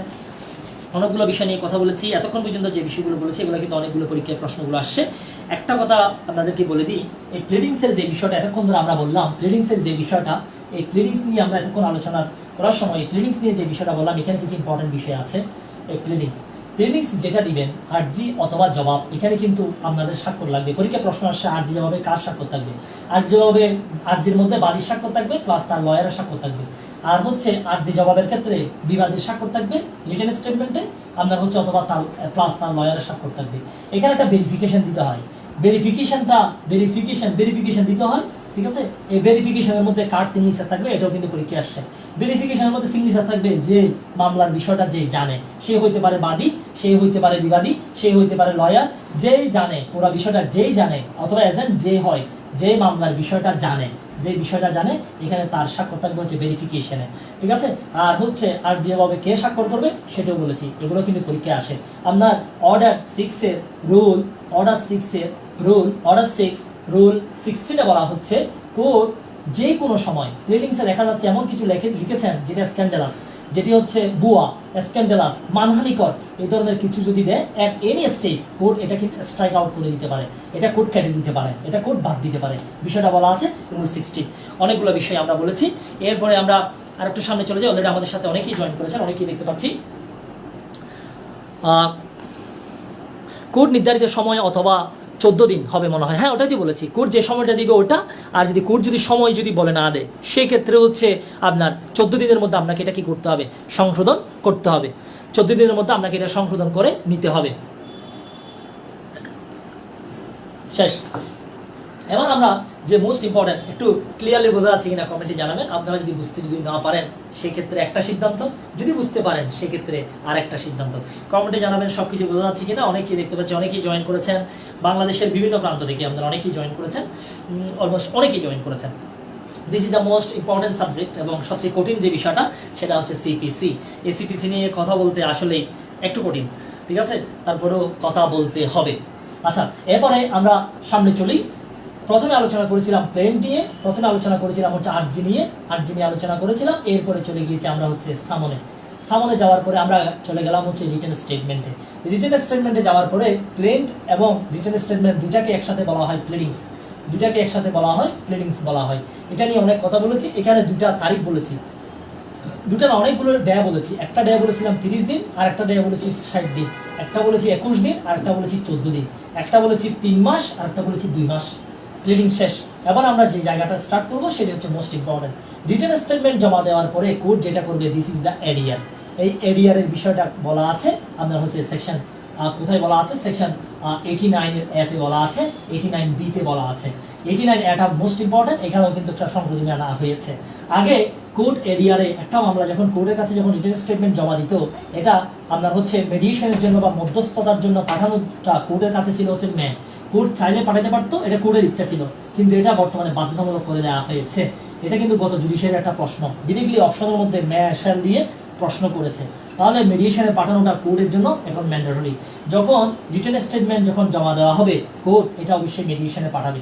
মেডিয়েশনে আপনাদেরকে যখন আপনাদেরকে কোর্ট বলবে, যখন আপনাদেরকে কোর্ট আপনাদের হাতে এগুলো দিয়ে দিবে, বলবে যে আপনারা এটা মেডিয়েট করে আসেন। এখন মেডিয়েশন যে যখন আপনারা যাবেন, এক্ষেত্রে আপনাদেরকে 10 দিনের মধ্যে কারা মেডিয়েটর হবে এটা কিন্তু ঠিক করে দিতে হবে। 10 দিনের মধ্যে আপনাদেরকে কোর্টকে বলতে হবে কারা কারা এই মামলায় এটা মীমাংসা করার জন্য কারা কারা আপনার হচ্ছে মেডিয়েটর হচ্ছে, এটা আপনি কোর্টকে বলবেন। যদি 10 দিনের মধ্যে আপনারা কারা কারা মেডিয়েটর হবে, আপনারা মানে হচ্ছে পার্টিরা যদি ঠিক করতে না পারে, কোর্ট পরবর্তী 7 দিনের মধ্যে এটা আপনাদেরকে ঠিক করে দিবে, মানে কারা কারা মেডিয়েটর হবে। একটা বিষয় মাথায় রাখবেন, মেডিয়েশনের যে ফিটা আছে এই খরচটা কিন্তু আপনাকেই বহন করতে হবে।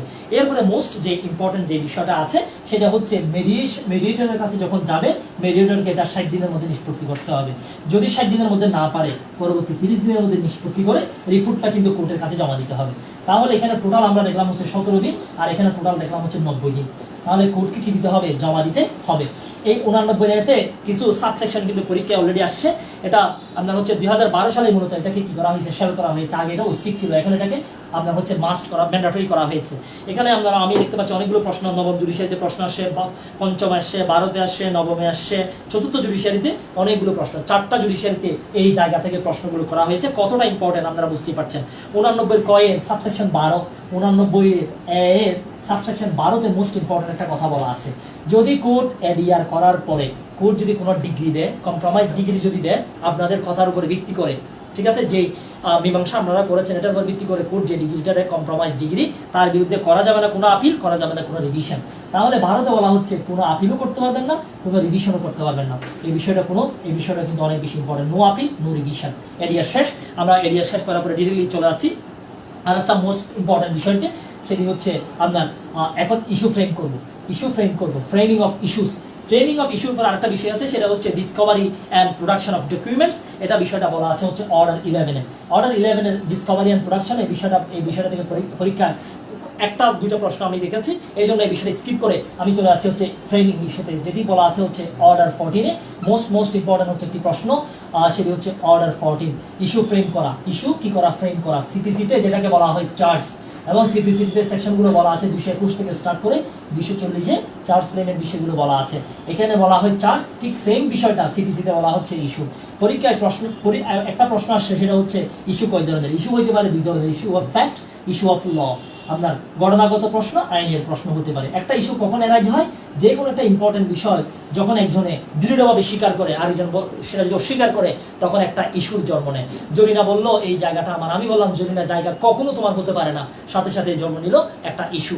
ইস্যু হইতে পারে 2 ধরনের, ইস্যু অফ ফ্যাক্ট এবং ইস্যু অফ ল। প্রশ্ন হচ্ছে কোর্ট ইস্যু ফ্রেমটা কখন করবে, এই প্রশ্নটা কিন্তু পরীক্ষায় আসছে। আমরা একটু দেখে নিই কোর্ট কখন ইস্যু ফ্রেম করবে। মোস্ট ইম্পর্টেন্ট একটা প্রশ্ন, সেটি হচ্ছে যখন রিটেন স্টেট প্রথমত হচ্ছে কোর্ট প্রাথমিক শুনানি যেটা হবে বা প্রাইমারি হিয়ারিং যেটা হবে, প্রাথমিক শুনানি বা প্রাইমারি হিয়ারিং যেটা হবে সেটি থেকে অথবা রিটেন স্টেটমেন্ট যেদিন জমা দিবে সেটি থেকে 15 দিনের মধ্যে, 15 ডেজের মধ্যে কোর্ট কি করবে, আপনার ইস্যু ফ্রেম করবে। পরীক্ষা আসছে এই 15 দিনটা, এই 15 দিনটা জুডিশিয়ারির একটা প্রিভিয়াস প্রশ্ন, বিজিএস এর প্রিভিয়াস প্রশ্ন দেখবেন এই 15 দিনটা চলে আসছে। ঠিক আছে, এর আগে যে ডেগুলো বলেছে আশা করি মনে আছে, যেমন 5 দিনের একটা কথা বলেছি, 5 দিনের মধ্যে কি করবে, আপনার হচ্ছে ইস্যু কি করবে, প্রসেস ইস্যু করতে হবে 5 দিনের মধ্যে। এডিআর এর মধ্যে অনেকগুলো ডে বলেছি, কি বলেছি মনে আছে আপনাদের, 10 দিন, 7 দিন, 60 দিন, 30 দিন, এই বিষয়গুলো একটু মাথায় রাখতে হবে। রিটার্ন স্টেটমেন্ট জমা দেওয়ার জন্য সময় বলেছি 30 দিন, এক্সট্রা বাড়াইতে পারে 30 দিন, তবে কোনোভাবেই 60 দিনের বেশি নয়। তবে সে যদি সরকার হয় 2 মাস, 3 মাসের একটা বিষয় বলেছি, আশা করি আপনাদের মাথায় আছে। অর্ডার 14 ইস্যু নিয়ে কথা বলছিলাম, ইস্যু 2 ধরনের হইতে পারে, ইস্যু অফ ল, হইতে পারে ইস্যু অফ ফ্যাক্ট, 2টা বিষয়। তবে ইস্যু অফ ল এবং ফ্যাক্ট যদি দুইটাই যদি থাকে সেক্ষেত্রে প্রথমে নিষ্পত্তি করতে হবে ইস্যু অফ ল। আচ্ছা, এবারে তাহলে ইস্যুটা কি? যে কোনো একটা ম্যাটেরিয়াল বিষয় এক পার্টি যখন সেটি স্বীকার করে আরেক পার্টি বলে যে এটা আমি অস্বীকার করছি, দৃঢ়ভাবে অস্বীকার করছি, তখন জন্ম নেওয়া হচ্ছে ইস্যু। এই সেম বিষয়টা সিআরপিসিতে বলা হয় চার্জ। 221 থেকে স্টার্ট করে 240-এর মধ্যে এই চার্জের বিষয়গুলো বলা আছে, সেদিকে না যাই, আমরা ইস্যুতে থাকি। তাহলে কোর্টকে 15 দিনের মধ্যে কি করতে হবে? ইস্যু ফ্রেম করতে হবে। এই জায়গা থেকে আরেকটা প্রশ্ন যেটা আসছে, কোর্ট কি করবে? যেদিন ইস্যু ফ্রেম করবে, ধরেন আজকে হচ্ছে কোর্ট ইস্যু ফ্রেম করলো, যেদিন ইস্যু ফ্রেম করছে ঠিক তার পরবর্তী 120 দিনের মধ্যে কোর্টকে নির্ধারণ করতে হবে, ঠিক করতে হবে কখন এই মামলার চূড়ান্ত শুনানি অনুষ্ঠিত হবে, বা আমরা যেটাকে বলি পিএস বা প্যারেন্টরি হিয়ারিং, বা চূড়ান্ত শুনানি কখন হবে, কখন হবে, কখন হবে, কখন হবে, এটা নির্ধারণ করতে হবে। পরীক্ষায় কিন্তু প্রশ্নগুলো একটু ঘুরিয়ে আসলে আপনারা পারবেন না। 15 দিনের মধ্যে আপনার হচ্ছে ইস্যু ফ্রেম করতে হবে। যেদিন ইস্যু ফ্রেম করবে, যেদিন আজকে যদি ইস্যু ফ্রেম করে, আজ থেকে 120 দিনের মধ্যে কোর্ট ঠিক করবে কখন এই মামলার পিএস হবে, মানে চূড়ান্ত শুনানি কখন হবে সেটা ঠিক করবে। যে কখন হবে সেটা ঠিক করবে, ঠিক করার জন্য নিয়ে হচ্ছে 120 দিন। 120 দিনের মধ্যে বলবে যে আগামী 6 মাস পরে এটার চূড়ান্ত শুনানি অনুষ্ঠিত হবে, এটা কোর্টের ইচ্ছা। তাহলে 120 দিনের মধ্যে কোর্ট ঠিক করবে কখন চূড়ান্ত শুনানি এটা হবে, এটা কিন্তু কোর্ট ঠিক করবে। আমরা যদি দেখি ফ্রেমিং অফ ইস্যু, এখান থেকে পরীক্ষা প্রশ্ন আসছে হচ্ছে 7ম জুডিশিয়ারিতে জিজ্ঞেস করা হয়েছিল কয় ধরনের ইস্যু আছে, 2 ধরনের। সিম্পল প্রশ্ন। অ্যাডভোকেসি 2020-এ প্রশ্ন আসছে কত দিনের মধ্যে আমরা হচ্ছে ইস্যু ফ্রেম করতে হবে? 15 দিন। সিম্পল প্রশ্ন। এগুলো যদি না পারি আমার মনে হয় না পরীক্ষা দেওয়ার দরকার আছে। আচ্ছা, এরপর আমরা যে বিষয়টা মোস্ট ইম্পর্টেন্ট যে বিষয়টা বলবো, এখানে দুইটা ড্যাশ আছে, একটা হচ্ছে 15 দিন আর একটা হচ্ছে 120 দিন। এখানে আর কোনো বিষয় নাই। আশা করি এখান থেকে যদি প্রশ্ন আসে আপনারা একেবারেই সহজে আনসার করতে পারবেন। এবারে আমরা যে বিষয়টা নিয়ে কথা বলবো সেটি হচ্ছে মোস্ট ইম্পর্টেন্ট, সেটা হচ্ছে এখন যেহেতু ইস্যু ফ্রেম হয়ে গেল, ঠিক আছে, এখন কোন নির্ধারণ করলো শুনানি হবে ওই দিন, তাহলে শুনানিটা শুরু করে দিই। হিয়ারিং স্টার্ট হয়ে গেল। হিয়ারিং এর বিষয়টা আমরা দেখবো আপনার হচ্ছে অর্ডার 18 এর মধ্যে আমরা হিয়ারিং শুরু করে দিই। হিয়ারিং শুরু করে দিই। হিয়ারিং মানে হচ্ছে এখানে পিএইচ বা যেটাকে আমরা বলি চূড়ান্ত শুনানি, প্যারেন্টরি হিয়ারিং আমরা বলি, প্যারেন্টরি হিয়ারিং বা চূড়ান্ত শুনানি। অনেকগুলো হিয়ারিং আছে। একটা হচ্ছে প্রাইমারি হিয়ারিং একটা আছে, তারপরে হচ্ছে চূড়ান্ত শুনানি। চূড়ান্ত শুনানি যদি শেষ না হয় একদিনে, সেক্ষেত্রে পরবর্তীতে হইতে পারে ফার্দার হিয়ারিং বা এফএইচ হইতে পারে, ঠিক আছে, এফএইচ হইতে পারে। এফএইচ মানে হচ্ছে ফার্দার হিয়ারিং, পিএস মানে প্যারেন্টরি হিয়ারিং, এবার এই পিএস মানে হচ্ছে প্রাইমারি হিয়ারিং। প্রাইমারি হিয়ারিং করা হয় আপনার হচ্ছে ইস্যু ফ্রেম করার জন্য, ইস্যু ফ্রেম করার জন্য। আমরা অর্ডার 18-এ যে মেইন বিষয় যেটা দেখবো সেটা হচ্ছে মামলার আপনার হচ্ছে চূড়ান্ত শুনানি শুরু হয়ে গেল। চূড়ান্ত শুনানিতে পার্টি এক্সামিনেশন চিফ হবে, ক্রস এক্সামিনেশন হবে, রি এক্সামিনেশন হবে। কিভাবে হবে, কয়জন সাক্ষ্য লাগবে, এগুলো কিন্তু এখানে বলা নাই। এগুলো এভিডেন্স অ্যাক্টের সেকশন 134-এ বলা হচ্ছে একটি মামলা প্রমাণ করার জন্য নির্দিষ্ট কোনো সাক্ষ্যের কোনো দরকার নেই। একজন সাক্ষ্য দিয়ে প্রমাণ করতে পারবেন, একাধিক সাক্ষী দিয়ে আপনি কি করতে পারবেন, প্রমাণ করতে পারবেন। 134-এ বলা হচ্ছে। এরপর একজন সাক্ষীকে করা হবে এক্সামিনেশন চিফ, জবানবন্দি নেওয়া হবে, তাকে জেরা করা হবে, তাকে পুনরায় জবানবন্দি নেওয়া হবে, ঠিক আছে। এই বিষয়গুলো আমরা এভিডেন্স অ্যাক্টে দেখবো। এখানে সেই বিষয়গুলো নিয়ে আমরা কথা না বলি। এক্সামিনেশন চিফে যে বিষয়টা মোস্ট ইম্পর্টেন্ট যে বিষয়টা আছে সেটি হচ্ছে আপনার এখানে এখন তো শুনানি শুরু হয়ে গেল। শুনানি শুরু হওয়ার পরে শুনানিটা চলবে। এখানে বিধি 19 একটা মোস্ট ইম্পর্টেন্ট কথা বলা আছে, রুল 19-এ। সেটি হচ্ছে যেদিন চূড়ান্ত শুনানি বা পিএস স্টার্ট হলো, ধরেন স্টার্ট হলো আজকে থেকে পিএস শুরু হয়ে গেল আজকে, এই আজকের পর থেকে 120 দিনের মধ্যে কোর্টকে মামলার শুনানিটা শেষ করতে হবে। পরীক্ষা 120 দিনটা আসছে, 120 দিনের মধ্যে শেষ করতে হবে। এর আগে আরেকটা 120 দিন বলেছিলাম, 120 দিনের মধ্যে ঠিক করতে হবে কখন এই পিএসটা হবে, কখন এই পিএসটা হবে, এটা ঠিক করবে 120 দিন। যেদিন ঠিক করলো সেদিন পিএস শুরু হয়ে গেল। এদিন থেকে 120 দিনের মধ্যে কোর্ট মামলার শুনানি শেষ করবে। শুনানি শেষ করবে কয়দিনের মধ্যে? 120 দিন। এই জায়গা থেকে আরেকটা প্রশ্ন পরীক্ষায় আসছে, সেটা হচ্ছে বিধি 20 থেকে। বিধি আপনার হচ্ছে রুল 20-তে মোস্ট ইম্পর্টেন্ট যে কথাটি বলা আছে সেটি হচ্ছে কোর্ট চূড়ান্ত শুনানি করার জন্য কোর্টের একদিনের দৈনিক যে কার্যতালিকা থাকবে সেখানে 5টির বেশি কোর্ট মামলা রাখবে না চূড়ান্ত শুনানির জন্য। কারণ চূড়ান্ত শুনানি করাটা অনেক টাফ।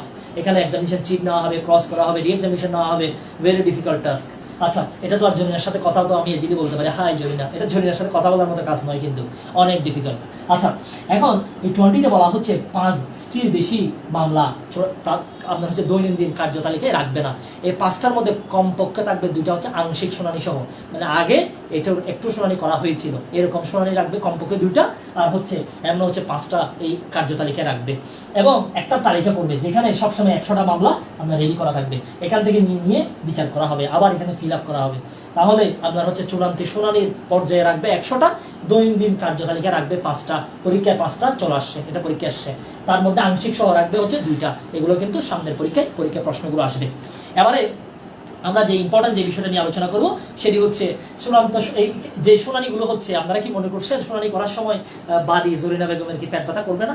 জরিনা বেগমের এমন তো মাথা ব্যথা থাকে, সে মাথা ব্যথা থাকে। কালা জাহাঙ্গীর তার অনেক কাজ, তার একবার সে বিয়ে করবে 5টা, অনেকগুলো বিয়ে সে করবে, তারপরে তার অনেক কাজ আছে, তার কোভিড-19 হবে, তারপরে তার গায়ে জ্বর আসবে, তার কলেরা হবে, সেই তো বিচারককে বলতে পারে ইওর অনার আজকে আমি পারবো না, আমার সমস্যা আছে, আমার এই সে হাবি যাবি অনেকগুলো কথা সেই বলবে। এই বিষয়টা যখন বলবে কোর্ট এই কথাটা কোর্টকে কেন বলবে? কারণ সে চায় হিয়ারিংটা যেন অ্যাডজার্ন করা হয় বা মুলতবি করা হয়। এই অ্যাডজার্নমেন্ট থেকে পরীক্ষায় অনেকগুলো প্রশ্ন করা হয়েছে। এখন আমরা দেখব কোন কোন প্রশ্নগুলো কিভাবে করা হচ্ছে, সেই বিষয়গুলো আমরা একটু দেখে নিই। আশা করি এখান থেকে কয়েকটা প্রশ্ন আমরা পেয়ে যাব। তাহলে মামলার শুনানি চলাকালে জরিনা বেগমের পেট ব্যথা, কালা জাহাঙ্গীরের মাথা ব্যথা, তাদের হয়েছে কোভিড-19, তাদের আরো অনেকগুলো সমস্যা হয়েছে, তাদের নাকি বাবা মারা গেছে, তাদের মা মারা গেছে, তাদের মেজবান, তাদের বিবাহের অনুষ্ঠান, তাদের নাকি একটা ডান্স আছে, সব কিছুর কারণে প্যারেন্টরি হিয়ারিং এর সময় বা আগে। তাহলে অর্ডার 17টা আমরা একটু দেখে নিই। মোস্ট ইম্পর্টেন্ট হচ্ছে অর্ডার 17, যেখানে অ্যাডজার্নমেন্ট নিয়ে অনেকগুলো কথাবার্তা বলা আছে, অ্যাডজার্নমেন্ট নিয়ে বা হচ্ছে মুলতবি। এখন আমরা অর্ডার 17-এ রুল 1টা দেখে নিব। এই রুল 1 থেকে যত প্রশ্ন করা হয়েছে সবগুলো করা হয়েছে রুল 1 থেকে। এইখানে তাহলে মামলার মামলা এখন হচ্ছে পিএইচ এর আগে কয়বার অ্যাডজার্নমেন্ট আমরা মুলতবি নিতে পারবে পার্টিরা, সেটা আমরা দেখবো। আর একটা হচ্ছে পিএইচ এর সময় কয়বার নিতে পারবে আমরা সেটা দেখবো। চূড়ান্ত শুনানির আগে কয়বার নেওয়া যাবে সেটা দেখবো, পরে কয়বার নেওয়া যাবে সেটা আমরা দেখবো। প্রথমে দুই পক্ষই হচ্ছে 6বার কোর্টের কাছে ফ্রিলি নিতে পারবে। ফ্রি অ্যাডজার্নমেন্ট তারা কোর্টের কাছে পেতে পারে যদি তারা কোর্টকে অ্যাপ্লিকেশন দেয়। কোর্ট 6বার মুলতবি করতে পারবে, কোনো টাকা পয়সা কোর্ট তাদের থেকে নিবে না। এর পরবর্তীবারে তিনবার নিতে পারবে, 3 টাইমস নিতে পারবে। তবে এখানে একটা কস্ট দিতে হবে, যে কস্টটা হচ্ছে 200 থেকে 1000 টাকা। পরীক্ষায় প্রশ্ন আসবে এই 200 থেকে 1000 মানে কত টাকা পর্যন্ত কস্ট নিতে পারবে, ক্ষতিপূরণ অপর পক্ষকে দেওয়ার জন্য আদেশ দিতে পারবে। পরীক্ষা অপশন দাগাইতে হবে 1000, আপনারা দাগাবেন 10000। অপশন দাগাইতে হবে 200, আপনারা দাগাবেন হচ্ছে 2000। অপশন দাগাইতে হবে 3বার ফ্রি, আপনি দাগাবেন 6বার ফ্রি। ঠিক আছে, অপশন দাগাইতে হবে 3বার থাকার মানে কস্ট সহ, আপনি দাগাবেন 6বার কস্ট সহ। অপশন দাগাইতে হবে 6বার ফ্রি, আপনি দাগাবেন হচ্ছে 3বার ফ্রি। এই ধরনের কাজ আপনি করবেন, এটা আমিও জানি আপনিও জানেন। আচ্ছা যাই হোক, এটা রাখি। এখন পিএস এর সময়ও আপনি কি করতে পারবেন, কোর্ট থেকে অ্যাডজার্নমেন্ট নিতে পারবেন মামলা চূড়ান্ত শুনানি চলাকালে। সেক্ষেত্রে আপনি 3বার পর্যন্ত পাবেন, তবে এটা হচ্ছে আপনাকে টাকা দিতে হবে, কস্ট দিতে হবে। কস্ট দিয়ে আপনি কি নিতে পারবেন, কোর্ট থেকে অ্যাডজার্নমেন্ট নিতে পারবেন। এখানেও আপনাকে 200 থেকে 1000 টাকা পর্যন্ত কোর্টকে দিতে হবে। প্রশ্ন হচ্ছে এখন অ্যাডজার্নমেন্টের যে টাকাটা আছে এটা আপনি দেন নাই, আপনি হতে পারেন বাদী, আপনি হতে পারেন বিবাদী। প্রশ্ন হচ্ছে যদি বাদী হয় সেক্ষেত্রে আপনার মামলাটা কিন্তু কোর্ট খারিজ করে দিবে, আর যদি বিবাদী হয় তাহলে কোর্ট মামলাটা একতরফা নিষ্পত্তি করে ফেলবে, করে ফেলবে এবং আপনাকে কথা বলতে দিবে না। সেই ক্ষেত্রে কোর্ট একটা আদেশ দিবে। এখন এই আদেশটা হতে পারে এটা খারিজের আদেশ, হতে পারে একতরফা নিষ্পত্তির আদেশ। এই ধরনের যদি আদেশ দেয় আমি কোথায় যাব, আমি কোথায় যেতে পারি, পরীক্ষায় কিন্তু এই প্রশ্নটা আসতে পারে। আপনাদের অনেকগুলো কমেন্ট দেখতে পাচ্ছি, সব কিছু বোঝা যাচ্ছে কিনা একটু কমেন্টে জানাবেন, জানতে চাই আপনাদের কমেন্টগুলো। ভিডিও অডিও ক্লিয়ার আছে কিনা কমেন্টে জানাবেন। বাংলাদেশের জামায়াতের মামলা অনেক দেরি, আপনার মতো 1 ঘন্টা হয়তো, আচ্ছা আমার মতো 1 ঘন্টায় হবে না, আমার ক্লাস বেশ। আচ্ছা অনেকেই কমেন্ট করেছেন, সব কিছু বোঝা যাচ্ছে কিনা একটু কমেন্টে জানাবেন। Everything is okay. যারা কমেন্টটি এখনো শেয়ার করেননি তাদেরকে অনুরোধ জানাবো লাইভটি শেয়ার করার জন্য। যারা এখনো লাইভটি শেয়ার করেননি বিভিন্ন গ্রুপে বা আপনাদের ওয়ালে শেয়ার করে দিবেন, কারণ আপনারা শেয়ার না করলে হার্ট ব্লিডস, হৃদয়ে রক্তক্ষরণ হতে পারে। ক্লাসের মাঝখানে চলে যাচ্ছি 10 সেকেন্ডের ব্রেকে, 10 সেকেন্ড পরে আবার আপনাদের সাথে দেখা হবে। 10 সেকেন্ডের ব্রেকে যাচ্ছি।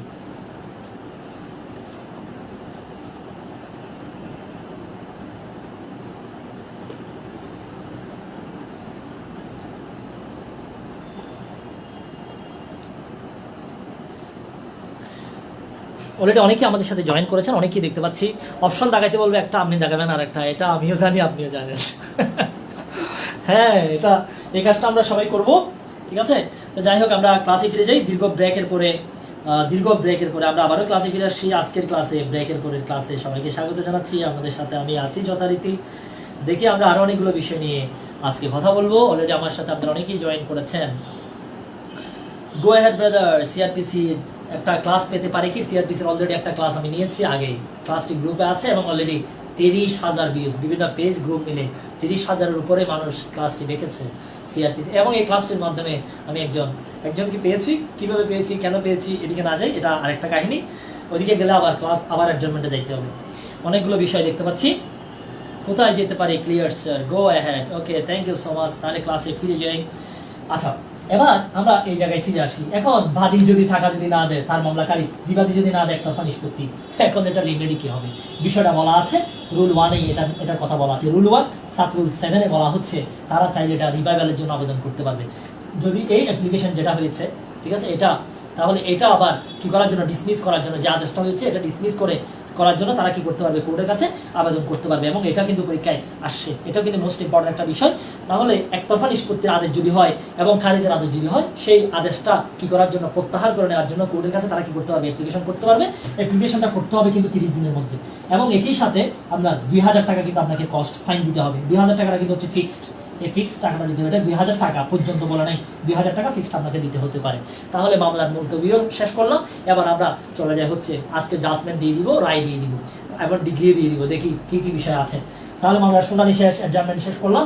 এবার আমরা চলে যাচ্ছি হচ্ছে জাজমেন্ট এবং ডিগ্রিতে। অর্ডার 20 আমরা দেখি, মোস্ট ইম্পর্টেন্ট অর্ডার 20। এখানে আমরা জাজমেন্টের বিষয়টা এবং ডিগ্রির বিষয়টা দিয়ে নিব।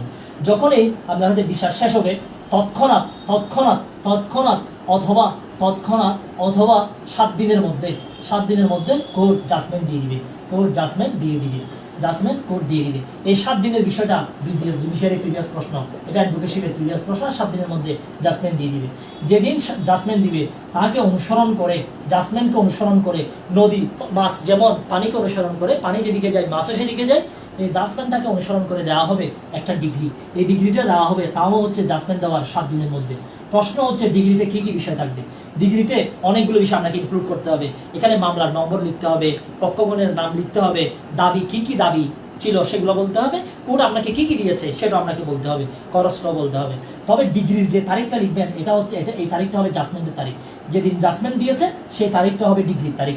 ডিগ্রিতে থাকবে হচ্ছে মামলার বিষয়বস্তু, ডিগ্রিতে থাকবে প্রতিকার কি ছিল, দাবি কি ছিল, আপনাদের নাম, এই বিষয়গুলো ডিগ্রিতে বলা থাকবে। পরীক্ষা প্রশ্ন আসছে এই 7 দিন, এই বিষয়গুলো পরীক্ষা প্রশ্ন আসছে। আপনার হচ্ছে 12তম জুডিশিয়ারির প্রশ্ন ছিল 7 দিন, 4র্থ জুডিশিয়ারির প্রশ্ন ছিল 7 দিন, এই বিষয়গুলো পরীক্ষা আসছে। এবং সেকশন 33-এ কিন্তু এই বিষয়ে এই আপনার জাজমেন্ট এবং ডিগ্রি নিয়ে একটু কথা বলা হয়েছে। এবার আপনি তো রায়হান, আচ্ছা, এবার আমরা আরেকটু সামনে যাই। আমাদের এতক্ষণ পর্যন্ত আমরা জাজমেন্টও দিয়েছি, ডিগ্রিও দিয়ে ফেলেছি।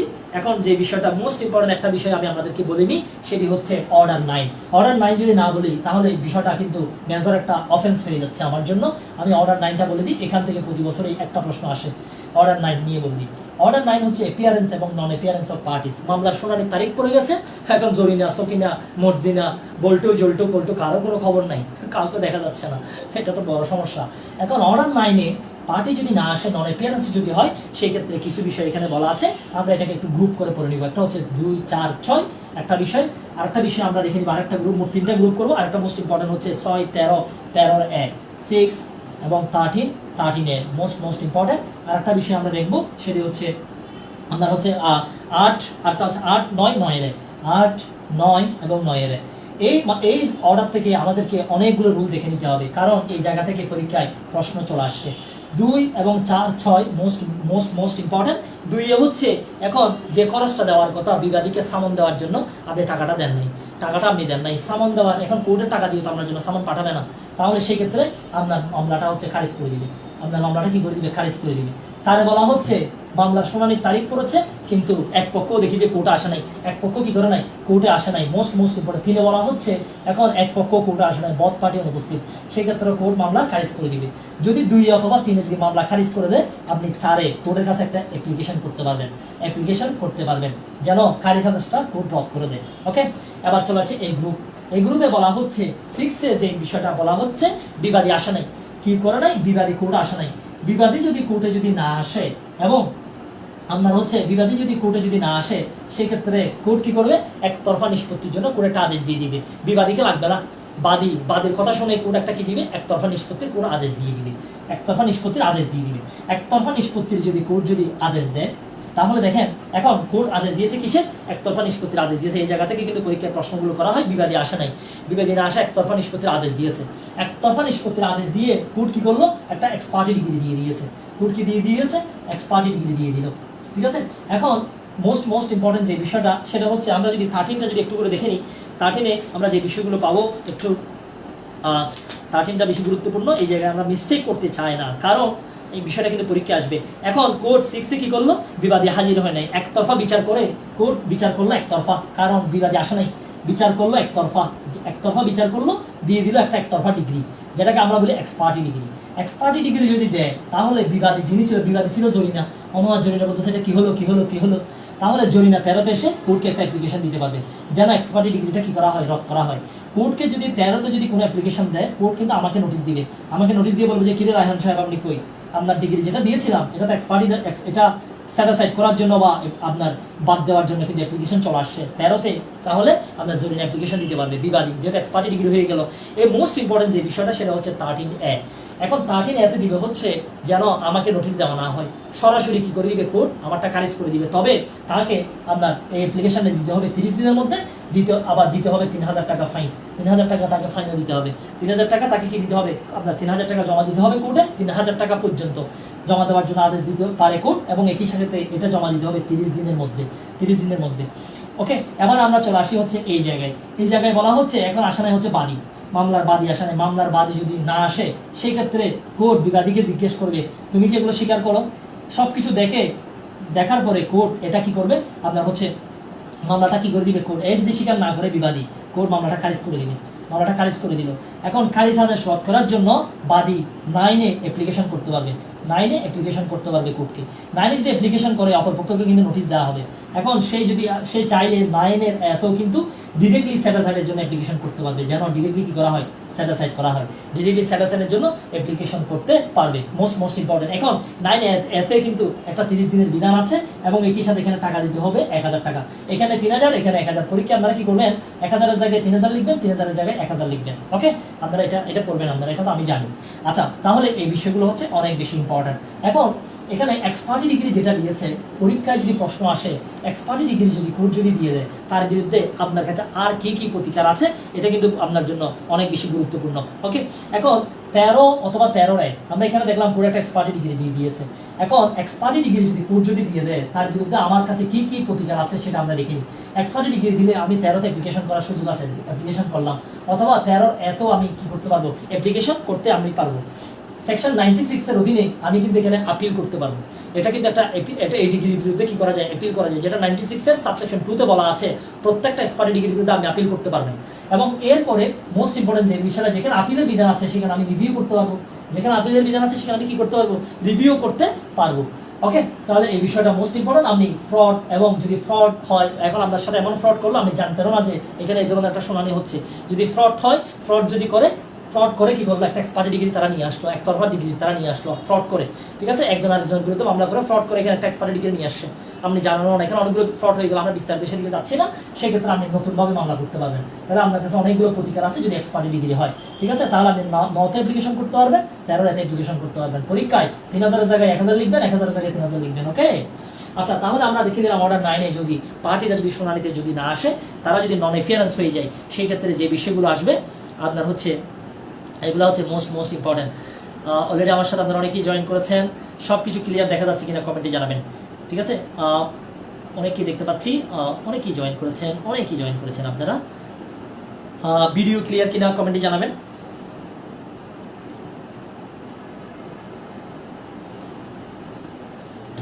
স্যার সব কিছু ঠিক আছে, কমেন্টে জানাবেন সব কিছু ঠিক আছে কিনা। অনলাইন রোল কত হলো, 30 টাকা, টাকা সেখানে। আচ্ছা,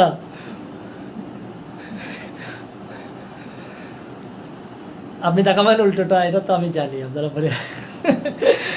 অনেকেই জয়েন করেছেন, অনেকেই দেখতে পাচ্ছি, সব কিছু ক্লিয়ার কিনা একটু কমেন্টে জানাবেন, সব কিছু ক্লিয়ার কিনা কমেন্টে জানাবেন। অনেকগুলো বিষয় নিয়ে আমরা কথা বলেছি অলরেডি, অনেকে আমার সাথে আছেন, কমেন্টে জানাবেন সব কিছু ঠিক আছে কিনা কমেন্টে জানাবেন, ঠিক আছে। ভিডিওটি ঠিক আছে কিনা 9-এ সেই বিষয়গুলো জানাবেন। এখন আমরা জাজমেন্টও দিয়ে দিয়েছি, আমরা ডিগ্রিও দিয়ে দিয়েছি, ঠিক আছে। এরপরে যে বিষয়টা জাজমেন্ট এবং ডিগ্রি দেওয়ার পরে যে বিষয়টা আসবে, সেই বিষয়টা হচ্ছে অনেক গুরুত্বপূর্ণ, আসতে পারে হচ্ছে অর্ডার 21। অর্ডার 21-এ যেখানে এক্সিকিউশনের বিষয়গুলো বলা আছে, আপনার হচ্ছে অর্ডার 21 অথবা হচ্ছে সেকশন হচ্ছে আপনার কত থেকে সেকশন মোস্ট ইম্পর্টেন্ট হচ্ছে, আমরা স্টার্ট করি তাহলে সেক্ষেত্রে 36 থেকে স্টার্ট করে 74 পর্যন্ত, এগুলো আমি একেবারেই সামারি করে বলে দিই এই জায়গা থেকে কী কী প্রশ্ন আসবে। এখন ডিগ্রি যদি হয়ে যায় তাহলে ডিগ্রিটা কিন্তু এক্সিকিউট হবে না। এক্সিকিউট হওয়ার জন্য আমাকে কোর্টকে কি করতে হবে, অ্যাপ্লিকেশন করতে হবে। প্রশ্ন হচ্ছে কতদিনের মধ্যে করব, এই বিষয়টা বলা আছে ধারা 48-এ। আমাকে প্রথম অ্যাপ্লিকেশনটা করতে হবে আপনার হচ্ছে 3 বছরের মধ্যে। এটাও কিন্তু পরীক্ষা অনেকবার আসছে। প্রথম অ্যাপ্লিকেশন 3 বছরের মধ্যে করতে হবে। 3 বছরের মধ্যে যদি প্রথম অ্যাপ্লিকেশন করি এক্সিকিউশনের জন্য, ঠিক আছে, কোনো কারণে যদি আমার ডিগ্রিটা যদি আদায় যদি না হয়, সেক্ষেত্রে পরবর্তী 12 বছরের মধ্যে আমি আরো অনেকগুলো কি করতে পারবো, আপনার অ্যাপ্লিকেশন করতে পারবো। যে বিষয়টা বলা আছে আপনার সেকশন 48 এবং লিমিটেশন অ্যাক্টের আমরা সেকশন যদি 182 দেখি এবং 183 দেখি, এই সবগুলো মিলিয়ে এই কথাগুলো আমরা সেখানে পেয়েছি। এখন আমার সাথে করা হয়েছে ফ্রড এবং ফ্রড যদি করা হয় সেক্ষেত্রে আমি 12 বছর পরেও কি করতে পারবো, অ্যাপ্লিকেশন করতে পারবো। একটা বিষয় গেল। এখন ডিগ্রি এক্সিকিউশনের জন্য কয়টা উপায় আছে সেই বিষয়টা আমরা দেখব সেকশন 51, মোস্ট ইম্পর্টেন্ট। সেকশন 51 এর আগে আমরা সেকশন 46-এ বলা আছে প্রিসেপ্টের কথা বলা আছে। প্রিসেপ্ট বিষয়টা কি, এটা হচ্ছে যে কোর্ট ডিগ্রি জারি করেছে সেই কোর্ট আরেকটা কোর্টকে প্রিসেপ্ট পাঠাতে পারবে, বলবে যে কি ওনার ওই ডিগ্রিটা একটা সম্পত্তি আপনি কি করেন, ক্রুক করেন, প্রপার্টি ক্রুক করার জন্য উনি আরেকটা কোর্টে প্রিসেপ্ট পাঠাতে পারবে। মোস্ট ইম্পর্টেন্ট এই যে বিষয়টা সেটি হচ্ছে এই জায়গায় একটা বিষয় আছে যে ক্রুক করার জন্য যে আদেশপত্রটা পাঠাবে সেটা কিন্তু 2 মাসের বেশি বলবৎ থাকবে না। প্রিসেপ্ট এটা কিন্তু পরীক্ষায় আসে। যে কোর্ট ডিগ্রি দিয়েছে সেই কোর্ট আরেকটা কোর্টকে বলবে যে আপনি এই বিষয়টা ক্রুক করেন, ঠিক আছে, এই পার্টির এই বিষয়টা ক্রুক করেন। এই প্রিসেপ্টের মেয়াদ হবে সর্বোচ্চ 2 মাস। 51-এ বলা হচ্ছে আপনি কয়ভাবে একটা ডিগ্রি কি করতে পারবেন, জারি করতে পারবেন, সেই বিষয়গুলো বলা আছে 51-এ। 51ও দেখবেন এবং একই সাথে আমরা যদি অর্ডার 21 দেখি, 21-এর আপনার হচ্ছে রুল 11ও আপনি এই বিষয়গুলো পাবেন। সেখানে বলা আছে আপনি হচ্ছে যদি প্রপার্টি হয় সেক্ষেত্রে পজিশন ডেলিভারির মাধ্যমে আপনি এটা এক্সিকিউট করতে পারবেন। তারপরে হচ্ছে আপনি অ্যারেস্ট করে পারবেন, তারপর হচ্ছে অ্যাটাচমেন্ট করে পারবেন, আপনি এখানে রিসিভার নিয়োগ দিয়ে পারবেন, অথবা তারপর হচ্ছে অন্যান্য যদি কোনো উপায় থাকে সেগুলো অ্যাপ্লাই করে আপনি কি করতে পারবেন, আমরা ডিগ্রিটা এক্সিকিউটের জন্য আদেশ দিতে পারবেন। তাহলে অর্ডার 21 রুল 11 এই বিষয়টা একটু মাথায় রাখবেন। আমরা সেকশনগুলো এই জায়গায় একটু শেষ করে ফেলি। এই জায়গায় আপনারা দেখবেন মহিলাকে অ্যারেস্ট করা যাবে না, মানির জন্য টাকার জন্য মহিলাকে অ্যারেস্ট করা যাবে না। এই জায়গায় আরেকটা বিষয় বলা আছে সূর্যাস্তের পর, সূর্যোদয়ের আগে, তাহলে আফটার সানসেট বিফোর সানরাইজ কাউকে অ্যারেস্ট করা যাবে না। আরেকটা বিষয় বলা আছে 50 টাকার উপরে যদি হয়, ঠিক আছে, সেই ক্ষেত্রে আপনি 6 মাসের উপরে আটক রাখতে পারবেন, 6 মাস পর্যন্ত আটক রাখতে পারবেন। 50 টাকা যদি নিচে হয় সেক্ষেত্রে 6 উইক পর্যন্ত আটক রাখতে পারবেন। সেকশন 60 যদি দেখেন কোন প্রপার্টি অ্যাটাচ করা যাবে কোন প্রপার্টি যাবে না 60-তে বলা আছে। মোস্ট ইম্পর্টেন্ট যে কথাটা বলা আছে সেটা হচ্ছে 74-এ কেউ যদি বাধা দেয় তাকে 30 দিন পর্যন্ত আপনি দেওয়ানি আদালতে আটক রাখতে পারবেন। আবার চলে যায় হচ্ছে অর্ডার 21। অর্ডার 21-এর প্রথমে স্টার্ট করে দিই অর্ডার 21-এর রুল 11। অর্ডার 21-এর রুল 11-এ 1 নম্বর গত ভাইরাতে জুডিশিয়ারি ভাইরা যখন দিয়েছিলাম আমাকে এই অর্ডার 21 রুল 11 নিয়ে প্রশ্ন করা হয়েছিল। আপনি কখন মৌখিকভাবে একটা ডিগ্রি এক্সিকিউটের জন্য আপনি আবেদন করতে পারবেন, ঠিক আছে, মোস্ট ইম্পর্টেন্ট অর্ডার 21 রুল 11। এখানে আপনি আবেদন করতে পারবেন যদি এটা যদি আপনার হচ্ছে একটা যদি মান টাকা পয়সার ডিগ্রি যদি হয় সেক্ষেত্রে আপনি মৌখিকভাবে আবেদন করতে পারবেন। যদি বিবাদী যদি জাজমেন্ট ডেটর, ওনার নাম হয়ে যায় জাজমেন্ট ডেটর, যেহেতু ওনার বিরুদ্ধে একটা ডিগ্রি দেওয়া হয়েছে, ঠিক আছে, উনি যদি কোর্টে যদি হাজির থাকে আপনি মৌখিকভাবে আবেদন করতে পারবেন। আদারওয়াইজ আপনাকে অর্ডার 21-এর রুল 2-তে বলা হচ্ছে আপনাকে মৌখিকভাবে আবেদন করতে হবে। এই অর্ডার 21-এর রুল 11-এর সাব রুল 2-তে একটা লম্বা তালিকা দেখবেন, সেখানে দেওয়া আছে আপনার হচ্ছে একটা ডিগ্রি কয়ভাবে আপনার কি করা যায়, এক্সিকিউট করা যায়, সেই বিষয়গুলো বলা আছে। আমরা আমরা হচ্ছে অর্ডার 21-এর একেবারেই সামনে চলে যাই। যে বিষয়ে আমরা দেখবো হচ্ছে রুল 66।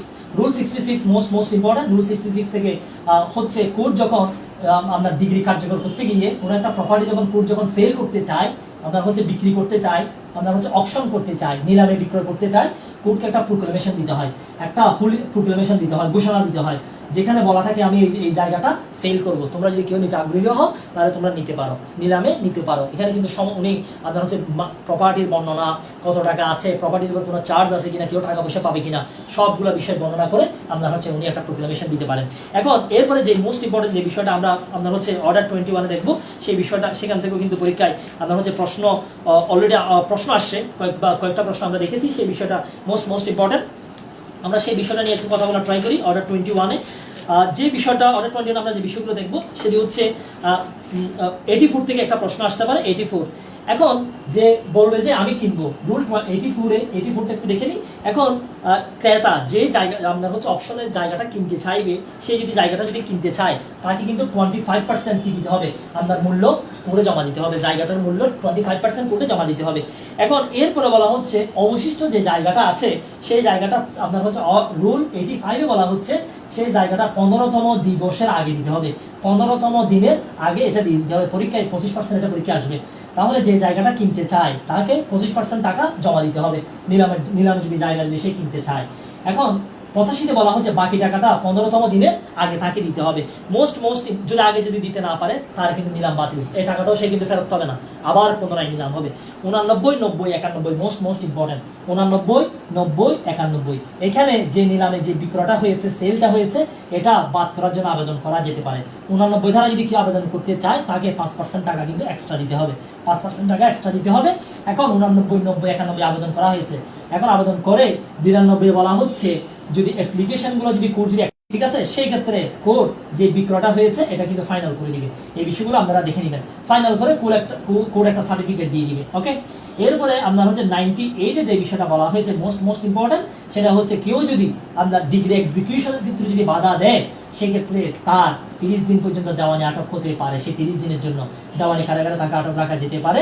এবং একই সাথে এই বিষয়টা বলা হয়েছে ধারা 74 এক্সিকিউশন। আরো অনেকগুলো বিষয় আছে, আপনারা একটু দয়া করে দেখে নেবেন। ঠিক আছে, এবার আমরা এক্সিকিউশনটা শেষ করার পরে একটা কথা মাথায় রাখবেন, আমরা আজকে আর বেশি যাব না। যে বিষয়টা আমরা যাবো সেটা হচ্ছে আপিলের বিষয়টা একটু দেখে নিই। এখন এক্সিকিউশনে গেল, এক্সিকিউশনের আগে আপনার যখন জাজমেন্ট এবং ডিগ্রি হয়ে যাবে, এখন কিন্তু আপিলের জন্য কিন্তু আবেদন করবে, আপিল করবে, রিভিশন করবে, রিভিউ করবে। এই বিষয়টা আপিলের বিধানটা আমরা পাবো হচ্ছে 96 এবং এখানে দুইটা বিষয়, একটা হচ্ছে 96 আর একটা হচ্ছে 104। 96-এ বলা হচ্ছে প্রত্যেকটা ডিগ্রি রেজিস্ট্রে কিন্তু আপনি কি করতে পারবেন, আপিল করতে পারবেন। যদি কোনো একটা কোর্ট ডিগ্রি দেয় তার রেজিস্ট্রে আপনি আপিল করতে পারবেন। ঠিক আছে, যে বিষয়টা বলা হচ্ছে 96-এ। 96 আরো কিছু ইম্পর্টেন্ট বিষয় বলা আছে, সেই বিষয়গুলো যদি আমরা একটু যদি দেখে নিই, সেই বিষয়টা প্রত্যেকটা ডিগ্রির বিরুদ্ধে আপনি পারবেন। আর কোনো যদি এক্সপার্টি ডিগ্রি হয়, তাহলে এক্সপার্টি ডিগ্রি এগেইনস্টে আপনি কি করতে পারবেন, আপনি আপিল করতে পারবেন। একটু আগে আমি সেটা বলেছি।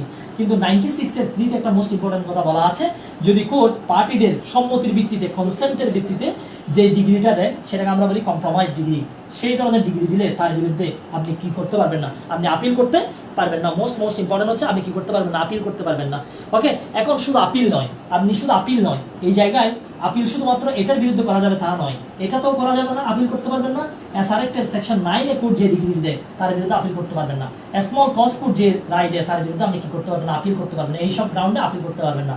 যেখানে আপিল করা যায় না সেখানে কিন্তু করা যায় হচ্ছে রিভিশন, সেখানে করা যায় হচ্ছে রিভিশন। Most important 96। এরপরে আমরা যে বিষয়টা দেখে নিব, মোস্ট ইম্পর্টেন্ট আরেকটা বিষয় আমরা দেখে নিব, সেটি হচ্ছে 97-এ বলা হচ্ছে এখন এপিলেট কোর্টে যখন আপনার মামলাটি যাবে, এপিলেট কোর্ট কিন্তু আপনার এটা রিভার্স, এপিলেট কোর্টে অনেকগুলো ক্ষমতা আছে। যদি মামলার মেরিটে যদি কোনো সমস্যা না থাকে, জুরিসডিকশনে যদি কোনো সমস্যা না থাকে, তাহলে কোর্ট এটাকে মডিফাই করবে না, রিভার্স করবে না, অ্যামেন্ড করবে না। এই বিষয়গুলো 97-এ বলা আছে, যদিও পরীক্ষার জন্য অতটা গুরুত্বপূর্ণ নয়। 104টা ইম্পর্টেন্ট। এখন 96 হচ্ছে ডিগ্রির বিরুদ্ধে, এটা হচ্ছে ডিগ্রির এগেইনস্ট আপিল। 104 হচ্ছে অর্ডারের বিরুদ্ধে। আমরা জানি সকল অর্ডারের বিরুদ্ধে কিন্তু আপিল করা যায় না, শুধুমাত্র 104-এর যে তালিকাটা দেওয়া আছে তার এগেইনস্টে শুধুমাত্র আপনি আপিল করতে পারবেন, আদারওয়াইজ কিন্তু কি করা যাবে না, আপিল করা যাবে না। প্রশ্ন হচ্ছে 104-এ কি কি বিষয় আছে, আমরা সেইগুলো একটু দেখে নিই। মোস্ট ইম্পর্টেন্ট 104-এ বলা হচ্ছে যদি 35A-তে, যদি কোর্ট 35A-তে কাউকে যদি আপনার কি দিতে বলে, আপনার ক্ষতিপূরণ দেওয়ার জন্য আদেশ দেয় 10,000 টাকা পর্যন্ত, 10,000 টাকা পর্যন্ত যদি ক্ষতিপূরণ দেওয়ার জন্য আদেশ দেয়, এগুলো আপনারা একটু দেখে নেবেন। এখানে জাস্ট 10,000 টাকা লেখা আছে, মোস্ট ইম্পর্টেন্ট। সেই ক্ষেত্রে কিন্তু আপনি এই আদেশের বিরুদ্ধে কি করতে পারবেন, আপিল করতে পারবেন। এই জায়গায় আরেকটা বিষয় বলা আছে, সেটা হচ্ছে 95 হচ্ছে আপনি কোর্টকে আবেদন করেছেন একটা প্রপার্টি অ্যাটাচ করার জন্য, একজনের বিরুদ্ধে ইনজাংশন দেওয়ার জন্য, আরো অনেকগুলো আপনি কোর্টের কাছে আবেদন করেছেন। কোর্ট আপনার আবেদনের ভিত্তিতে এটা করেছে, কিন্তু পরে দেখা গেল আপনি মামলায় হেরে গেছেন, সেক্ষেত্রে আপনাকে 10,000 টাকা পর্যন্ত ক্ষতিপূরণের আদেশ দিতে পারেন। এই আদেশের বিরুদ্ধে আপনি আপিল করতে পারবেন। ঠিক আছে, এটা কিন্তু এক ধরনের অর্ডার, এই অর্ডারের বিরুদ্ধে আপনি আপিল করতে পারবেন। আরেকটা বিষয় বলা আছে, সেই বিষয়টা হচ্ছে যেই কোনো আদেশ যেটাতে কোনো ফাইনাল করা হয়েছে, যেটাতে সম্মতি অ্যাটাচ করা হয়েছে, তারপর হচ্ছে যেটাতে অ্যারেস্ট করা হয়েছে, এই সব ক্ষেত্রেও কিন্তু আপনি আপিল করতে পারবেন। তবে অ্যারেস্টের অর্ডারটা যদি আপনার এক্সিকিউশনের পর্যায়ে দেওয়া হয়, সেই ক্ষেত্রে কিন্তু আপিল করা যাবে না, সেক্ষেত্রে আপিল করা যাবে না। এখানে আরেকটা ইম্পর্টেন্ট বিষয় বলা আছে, সিপিসির মধ্যে যদি অন্য কোনো অর্ডারকে যদি অ্যাপিলেবল করা হয়, তার বিরুদ্ধেও আপনি কি করতে পারবেন, আপিল করতে পারবেন। যে বিষয়টা বলা আছে অর্ডার 43 রুল 1-এ একটা লম্বা তালিকা দেওয়া আছে, এই তালিকার বিরুদ্ধে আপনি কি করতে পারবেন, আপিল করতে পারবেন। এখন আপিল করার সময় এপিলেট কোর্টের কি কি ক্ষমতা আছে, সেই বিষয়টা 107-এ বলা হচ্ছে। 107-এ বলা হচ্ছে এপিলেট কোর্ট আপনার হচ্ছে সাক্ষ্য নিতে পারবে, এপিলেট কোর্ট মামলাটা রিমান্ডে পাঠাতে পারবে, ইস্যু ফ্রেম করতে পারবে। ঠিক আছে, ইস্যু ফ্রেম করতে পারবে। আরো একটা পাওয়ার দেওয়া আছে, এডিশনাল এভিডেন্স দিতে পারবে, আপনার হচ্ছে রিমান্ডে পাঠাইতে পারবে, মামলাটা ফাইনালি ডিসপোজ করতে পারবে। এই বিষয়গুলো আপনার হচ্ছে এপিলেট কোর্টের পাওয়ার, যেটা 107-এ বলা আছে। ঠিক আছে, আমরা এই আপিলের বিষয়টা দেখে আমরা এরপরে ডিরেক্টলি চলে যাচ্ছি হচ্ছে আপনার সেকশন আপিলের বিষয়টা শেষ, এরপর আপনার রিভিশনের বিষয়টা বিস্তারিত আলোচনা করার ইচ্ছা ছিল, আমি শর্টকাটে বলে দিচ্ছি। সেটা হচ্ছে সেকশনের 115তে রিভিশনের বিষয়গুলো বলা আছে। আপনার হচ্ছে যদি ডিস্ট্রিক্ট জাজ এবং এডিশনাল ডিস্ট্রিক্ট জাজ যিনি আছেন, এডিশনাল ডিস্ট্রিক্ট জাজের সকল ডিগ্রি এবং অর্ডারের বিরুদ্ধে আপনাকে রিভিশন করতে হবে হাইকোর্ট ডিভিশনে। ঠিক আছে, হাইকোর্ট ডিভিশনের রিভিশনের জন্য আবেদন করতে পারবেন। এবং অন্যান্য আপনার হচ্ছে তাহলে ডিস্ট্রিক্ট জাজ এবং এডিশনাল ডিস্ট্রিক্ট জাজের ডিগ্রি অর্ডারের বিরুদ্ধে আপনি রিভিশন করতে পারবেন হাইকোর্ট ডিভিশন। অন্যান্য যে কোড আছে সহকারী জাজ, অ্যাসিস্ট্যান্ট জাজ, তারপরে সিনিয়র অ্যাসিস্ট্যান্ট জাজ, তারপরে হচ্ছে জয়েন্ট ডিস্ট্রিক্ট জাজ, এই সবার ডিগ্রির বিরুদ্ধে আপনাকে রিভিশন করতে হবে হাইকোর্ট ডিভিশনে। ঠিক আছে, কিন্তু এই তিনজনের যদি কোনো অর্ডার দেয় তার বিরুদ্ধে আপনাকে রিভিশনটা করতে হবে ডিস্ট্রিক্ট জাজের কাছে। ঠিক আছে, এই জায়গায় আপনার 115 এর আপনার হচ্ছে সাবসেকশন 4 এ এখানে লিভ টু রিভিশনের কথা বলা আছে, লিভ টু রিভিশনের কথা বলা আছে। আপনি কি করলেন, অ্যাসিস্ট্যান্ট জাজের অর্ডার, সিনিয়র অ্যাসিস্ট্যান্ট জাজের অর্ডার, জয়েন্ট ডিস্ট্রিক্ট জাজের অর্ডারের বিরুদ্ধে আপনি রিভিশন করেছেন ডিস্ট্রিক্ট জাজের কাছে। এখন ডিস্ট্রিক্ট জাজ এখানে একটা সিদ্ধান্ত দিয়েছে, রিভিশন একটা কি দিয়েছে, সিদ্ধান্ত দিয়েছে। এখন সিদ্ধান্তটা দেখা যাচ্ছে ফেলিওর অফ জাস্টিস হয়েছে, সেই ক্ষেত্রে আপনি এই রিভিশনের বিরুদ্ধে, রিভিশন আদেশের বিরুদ্ধে সেকেন্ডলি আবার রিভিশন করতে পারবেন হাইকোর্ট ডিভিশনে, যদি হাইকোর্ট আপনাকে পারমিশন দেয়। এই জন্য এটার নাম হচ্ছে লিভ টু রিভিশন। আমরা আজকে রিভিশন পর্যন্ত যাই, আরও অনেকগুলো বিষয় বলার ছিল, যদিও অলরেডি অনেক সময় হয়ে গিয়েছে, আপনাদের অনেকেরই অনেকগুলো কাজ আছে, কিন্তু আজকে আমি চেয়েছিলাম আরও অনেকগুলো বিষয় কভার করার জন্য, তবে ট্রাই করেছি অনেকগুলো বিষয় বলার জন্য, যদিও এখানে বিষয়গুলো অনেকগুলো বিষয় বলা হয়নি। সেকশন 2-তে আমরা ডিগ্রির সংখ্যাটা দেওয়া আছে। এখন এই ডিগ্রিটা যখন আমরা পড়তে যাব, সেখানে এই সেকশন 2 থেকে মিনিমাম 10টা প্রশ্ন আসছে, পরীক্ষায় 10টা প্রশ্ন আসছে। এইখানে যে প্রশ্নটা বেশি আসছে সেটা হচ্ছে মিন প্রফিট নিয়ে। হোয়াট ইজ মিন প্রফিট, এটা নিয়ে কিন্তু পরীক্ষায় প্রশ্ন আসছে। তাহলে এটা একটু জেনে নিই। একজন বেদখলকারী একটা জায়গায় বেদখল করেছে, একজন বেদখলকারী, জবরদখলকারী একটা জায়গা দখল করেছে আরেকজনের জায়গা। এই জায়গাতে সে যতগুলো ইনকাম তার হবে, এই ইনকাম যে টাকাগুলো সে পাবে, এই টাকাগুলোকে বলা হয় হচ্ছে মেইন প্রফিট, এগুলোকে মেইন প্রফিট। এখন সে এটা জবরদখল করে এখানে একটা বিল্ডিং করেছে, বিল্ডিং থেকে আয় হলে এটা কিন্তু মেইন প্রফিট আসবে না। সে ডেভেলপমেন্ট করে যে টাকাটা পাবে সেই টাকাটা মেইন প্রফিট হবে না। অন্যান্য যে টাকাটা সে দখল না করলেও পাওয়া যেত সেই টাকাটাকে বলা হয় মেইন প্রফিট। এটা কিন্তু যখন বিচারে যখন তার থেকে জায়গা নিয়ে নিবে, এই টাকাটাও কিন্তু তাকে কি দিতে হবে, ফেরত দিতে হবে। পরীক্ষায় মেইন প্রফিট থেকে প্রশ্ন আসছে। 2 এর ডিগ্রি থেকে প্রশ্ন আসছে। ডিগ্রিতে সেকশন 2-তে আমরা সাবসেকশন 2-তে ডিগ্রির সংখ্যা পড়বো। এখানে ডিগ্রিতে দুটো জিনিস ইনক্লুড করা থাকে, একটা হচ্ছে রিজেকশন অফ ক্লেম আর একটা হচ্ছে 144। এই দুটোটা হচ্ছে আপনার, এই দুটোটাতে কোর্ট যে সিদ্ধান্তটা দিবে এগুলো হচ্ছে ওয়ান কাইন্ড অফ ডিগ্রি, এগুলোর বিরুদ্ধে আপনি আপিল করতে পারবেন। এখান থেকে কিন্তু পরীক্ষায় প্রশ্ন আসছে। সেকশন 9টা একটু বলে দিই। 9 হচ্ছে আপনি সিভিল কোর্টে সেই সব মামলাগুলো করতে পারবেন যেগুলো সোর্স অফ সিভিল নেচারের, এবং যেগুলো মামলা আমলে নেওয়াটা, কগনিজেন্স নেওয়াটা আপনার হচ্ছে ইমপ্লাইডলি বা এক্সপ্রেসলি হচ্ছে বার করা হয়নি, সেগুলো আপনি সিভিল কোর্টে করতে পারবেন। 10-এর মধ্যে রেস জুডিকাটার বিধান দেওয়া আছে, 11তে হচ্ছে রেস সাবজুডিসের বিধানগুলো দেওয়া আছে, এগুলো আপনারা একটু দেখে নেবেন। আমরা আজকে চেয়েছিলাম আরও অনেকগুলো বিষয় কভার করার জন্য, যদিও আমাদের আচ্ছা আর যে বিষয়গুলো আছে এগুলো একটু সামারিলি বলে দিই। এগুলো নিয়ে অলরেডি অনেক কথা আমি বলেছি, এদিকে আর না যাই। তবে এই যে 153 নিয়ে কথা বলেছি, 52, 53 নিয়ে কথা বলেছি। এখন যে বিষয়গুলো বলবো আপনারা হচ্ছে অর্ডার 26, অর্ডার 22, যদি কোনো পার্টি যদি মারা যায়, 22-তে বলা হচ্ছে যদি পার্টি মারা যায় কিন্তু রাইট টু সু সার্ভাইভ করলো। এখন একটা জায়গা বিবাদী মারা গেল, বিবাদী যদি মারা যায়, রাইট টু সু যদি থাকে, এখন বিবাদী মারা গেল, আমি বিবাদী ছেলে থেকে জায়গাটা পাবো। এখন সেই ক্ষেত্রে বিবাদী ছেলেকে কিন্তু এখানে কি করতে হবে, আপনাকে নিয়ে আসতে হবে, কোর্টের কাছে একটা অ্যাপ্লিকেশন দিতে হবে। যদি অ্যাপ্লিকেশন যদি না দেন তাহলে মামলা কিন্তু অ্যাভেট হয়ে যাবে। মামলা অ্যাভেট হলে কি হবে, এই বিষয়গুলো কিন্তু পরীক্ষায় প্রশ্ন আসছে। কতদিনের মধ্যে আপনাকে ইনক্লুড করার জন্য আবেদন করতে হবে, ঠিক আছে? বিবাদী মারা গেল, বাকি পক্ষদেরকে পক্ষভুক্ত করার জন্য আবেদনটা কতদিনের মধ্যে করতে হবে, 90 দিনের মধ্যে করতে হবে, যেটা লিমিটেশন একটা সেকশন 176-এ বলা আছে। এগুলো পরীক্ষা আসবে। 26-এ কমিশনের কথা বলা আছে, কোন কোন ক্ষেত্রে কমিশন ইস্যু করতে পারে কোর্ট, সেটি আমরা সেকশন 75-এ আমি অনেক কথাবার্তা বলেছি। ঠিক আছে, এখান থেকে পরীক্ষায় প্রশ্ন অনেকবার দেখা যায়। ঠিক আছে, পার্টিশনের জন্য হতে পারে, তারপর হচ্ছে অ্যাকাউন্ট অ্যাডজাস্টমেন্ট করার জন্য আরো অনেকগুলো বিষয় এই জায়গায় দেওয়া আছে। মোস্ট ইম্পর্টেন্ট যে বিষয়টা সেটা হচ্ছে সেকশন 35, অর্ডার 35, এবং অর্ডার 35-এর সাথে আরেকটা বিষয় আছে, সেটা হচ্ছে আপনার হচ্ছে সেকশন 88, এটা হচ্ছে ইন্টারপ্রিটার সুট। এমন একটা প্রপার্টি পাওয়া গেল যেটার যিনি পেয়েছেন এটাতে ওনার কোনো দাবি নেই, দাবি করলো হচ্ছে আরো 2 থেকে 3 জন, বললো যে এ বললো আমার, এ বললো আমার, আরো 2-3 জন দাবি আছে, কিন্তু যে মামলাটা করবে তার কোনো দাবি নেই, সেটাকে বলা হয় ইন্টারপ্রিটার সুট। যে মামলায় প্লেন্টিফের কোনো দাবি নাই সেটাই হচ্ছে ইন্টারপ্রিটার সুট। মামলাটা করলো, মামলাটা কাদের মধ্যে, মামলাটা হচ্ছে বিবাদীদের মধ্যে। এখানে বিবাদীরা কে পাবে এটা কোন নির্ধারণ করে দিবে, ইন্টারপ্রিটার সুট, যেটা 35-এ বলা আছে। আপনারা মোস্ট ইম্পর্টেন্ট বিষয় দেখবেন, সেটা হচ্ছে আপনার হচ্ছে order 38, attachment before judgment, attachment before arrest. প্রথমে হচ্ছে অ্যারেস্টের বিষয়টা বলা আছে। ঠিক আছে, অ্যারেস্ট বিফোর জাজমেন্ট, জাজমেন্ট দেওয়ার আগে আসামিকে অ্যারেস্ট করা। আসামিকে অ্যারেস্ট করা, আবার হচ্ছে জাজমেন্ট দেওয়ার আগে প্রপার্টি কি করা, অ্যাটাচ করা। এই জায়গা থেকে কিন্তু পরীক্ষায় অনেকগুলো প্রশ্ন করা হয়েছে, ভালো করে দেখে নেবেন। 39 থেকে পরীক্ষায় প্রশ্ন আসবে টেম্পোরারি ইনজাংশন। টেম্পোরারি ইনজাংশনটা বেশি গুরুত্বপূর্ণ। টেম্পোরারি ইনজাংশনের আদেশ কখন দেয়? যখন মামলার যেটা সাবজেক্ট ম্যাটার আছে সেটা যদি আপনি সরানোর ট্রাই করেন, সেটা যদি নষ্ট করার ট্রাই করেন, সেই সব ক্ষেত্রে suit property, suit subject of suit রক্ষা করার জন্য কোর্ট টেম্পোরারি ইনজাংশন দিতে পারে। টেম্পোরারি ইনজাংশনটা যদি কেউ ভায়োলেশন করে সেই ক্ষেত্রে কি হবে, এটা পরীক্ষা আসছে। রুল 2 সাবরুল 3 তে, এটা হচ্ছে রুল 2 সাবরুল 3 তে এটা বিধান দেওয়া আছে, যেটাকে বলা হয় আপনার হচ্ছে ভায়োলেশন মিস কেস বলা হয়। এটা কিন্তু পরীক্ষায় আসছে, ঠিক আছে। এখান থেকে পরীক্ষায় যদি প্রশ্ন আসে আপনারা কিন্তু পরীক্ষায় আশা করি আপনারা আনসার করবেন, ঠিক আছে। এক্ষেত্রে আপনার হচ্ছে যদি কেউ যদি কি করে, এটা 2 তে বলা আছে যেখানে আপনাকে একটা ভায়োলেশন কেস করতে হবে, ঠিক আছে। কোর্টকে বলতে হবে এই হচ্ছে টেম্পোরারি ইনজাংশন মানছে না, সেক্ষেত্রে কোর্ট তার প্রপার্টি অ্যারেস্ট করার প্রুভ করার জন্য আদেশ দিতে পারে, আর হচ্ছে তাকে 6 মাস পর্যন্ত জামানি জেলে আটক রাখার জন্য আদেশ দিতে পারে। পরীক্ষা কিন্তু এই প্রশ্নটা পরীক্ষা কিন্তু আসছে। এই জায়গা থেকে যে প্রশ্নটা আসে 39 থেকে, সেটা হচ্ছে 5 এর এতে বলা আছে। এখন দেখা গেল আপনি যে ইনজাংশনটা দিয়েছেন, পরবর্তীতে দেখা গেল আপনি নিজে মামলায় হেরে গেলেন, সেক্ষেত্রে কোর্ট আপনাকে 10,000 টাকা পর্যন্ত আপনার থেকে ক্ষতিপূরণ কোর্ট আদায় করতে পারে। 39 আপনার হচ্ছে অর্ডার 40 তে আপনারা দেখতে পাবেন রিসিভার নিয়োগের বিষয়গুলো বলা আছে, এগুলো নিয়ে আমি আর কথা বলতে চাই না। আর হচ্ছে 41 এ আমরা একটু আগে অর্ডার 41 এ আমরা একটু আগে আপিলের কথা বলেছি, হচ্ছে সেকশন 96 এ। এই 96 এ এবং সেকশন 107 এপিলেট কোডের পাওয়ারের কথা আমরা বলেছি। 96 এ কোথায় আপিল করা যাবে বলেছি, 107 এপিলেট কোডের কথা বলেছি। এই 41 এ একটা এপিল আপনি কিভাবে করবেন, মেমোরেন্ডাম অফ আপিলের আকারে এপিল করতে হবে। তারপরে আপিলের সময় যদি তদবির যদি না করেন আপিল খারিজ হয়ে যাবে। তারপরে আপনার আপিলের ক্ষেত্রে কিসের বিধান আছে, আপিলের ক্ষেত্রে আপনি অ্যাডজার্নমেন্ট নিতে পারবেন, 3 বার পর্যন্ত অ্যাডজার্নমেন্ট নিতে পারবেন, কিন্তু কস্ট সহ 200 থেকে 1000 টাকা পর্যন্ত কস্ট। এখন আপনি টাকা যদি না দেন সেক্ষেত্রে আপনার আপিল বাদ পড়ে যাবে। বিবাদী যদি, আর যিনি রেসপন্ডেন্ট যিনি আছেন, ঠিক আছে, যার বিরুদ্ধে আপিল করেছেন, তার যদি আপিল যদি কি হয়ে যায়, একতরফা যদি শুনানি হয়ে যায়, তারও কিন্তু প্রতিকারের বিধান আছে। আর এখানে আপনার অর্ডার 41 এর রুল হচ্ছে 27 এ এডিশনাল এভিডেন্স আমার কথা বলা আছে। 23 তে রিমান্ডে পাঠাইতে পারবে, রুল 23 তে। এই বিষয়গুলো আপনারা একটু দেখে নেবেন, এগুলো পরীক্ষা আসে। আর 43 নিয়ে অলরেডি কথা বলে ফেলেছি। 43 তে একটা লম্বা তালিকা দেওয়া আছে, এই তালিকা থেকে পরীক্ষা প্রশ্ন আসে।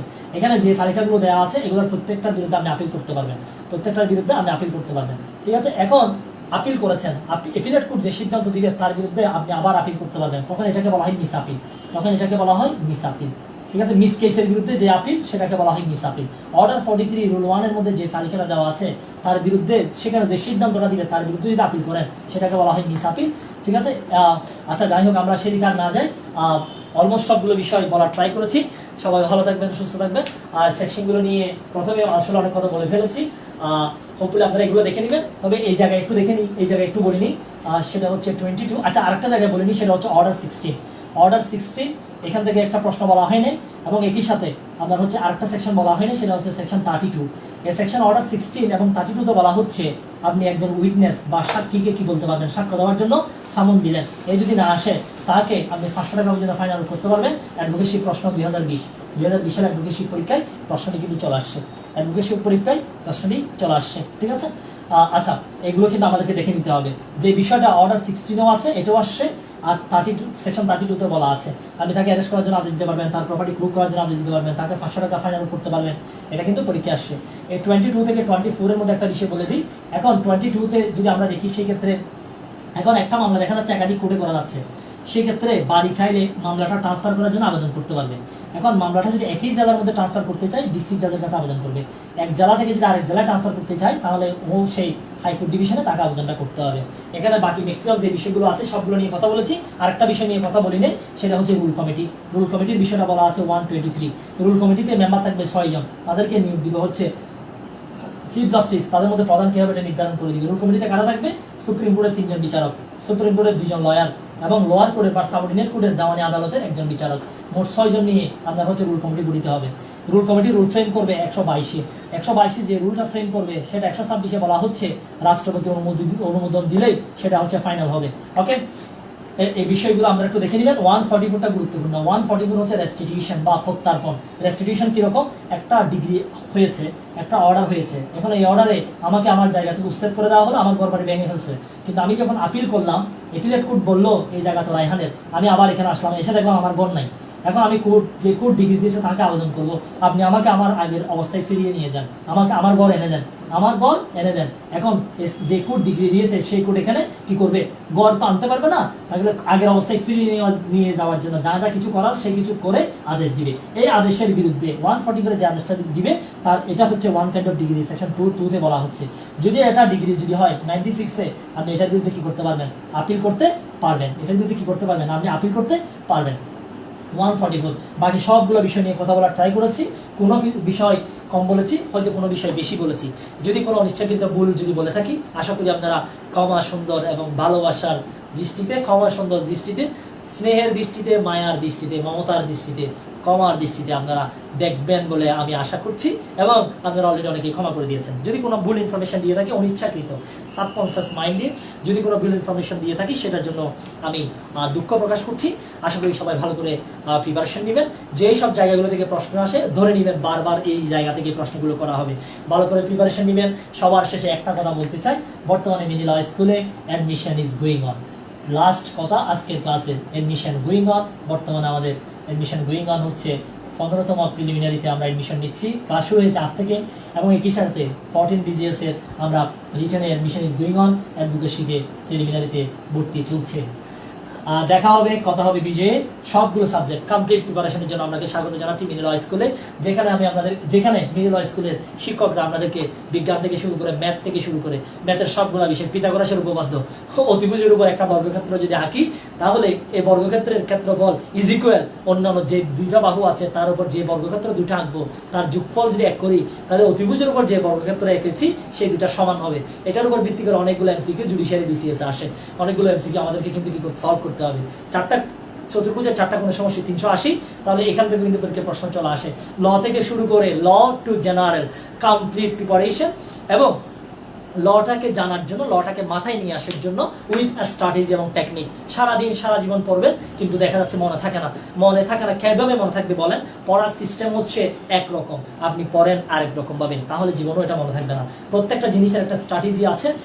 আমরা একটা কথা জানি, সেটি হচ্ছে জাপানিরা নাকি কাজ করে একদিন, আপনার প্ল্যান করে 6 দিন, আর আমরা বাঙালিরা 6 দিন কাজ করি, একদিন প্ল্যান করি। এই জন্য আমরা হচ্ছে প্রাপ্তির বেলায় আমাদের হাত বরাবরই শূন্য থাকে।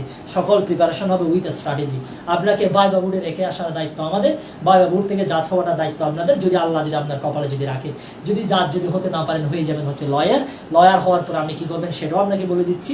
10 তলা একটা বিল্ডিং করবেন, 10 তলা বিল্ডিং এর ছাদে উঠবেন, উঠে 10,000 মানুষকে ডাকবেন, ডেকে পকেট থেকে 10 কোটি টাকা বের করবেন, বের করে 10,000 মানুষের সামনে এভাবে দিয়ে বলে দিবেন, life is beautiful, life is beautiful. মানুষের সবার জীবনে সুখ আসুক, সকল ফ্রাস্ট্রেশন, সকল ধরনের হতাশা সবগুলোকে আমরা রিমুভ করে দিই বা ডিলিট করে দিই। কারণ আমি এখনো বেঁচে আছি এবং ভালোভাবে আমি বেঁচে আছি, এবং আমি খাবার খাচ্ছি। অনেকেই বর্তমানে সিরিয়া সহ বাংলাদেশের অনেক, পৃথিবীর অনেক জায়গায় অনেক মানুষ অসুস্থ অবস্থায় আছে।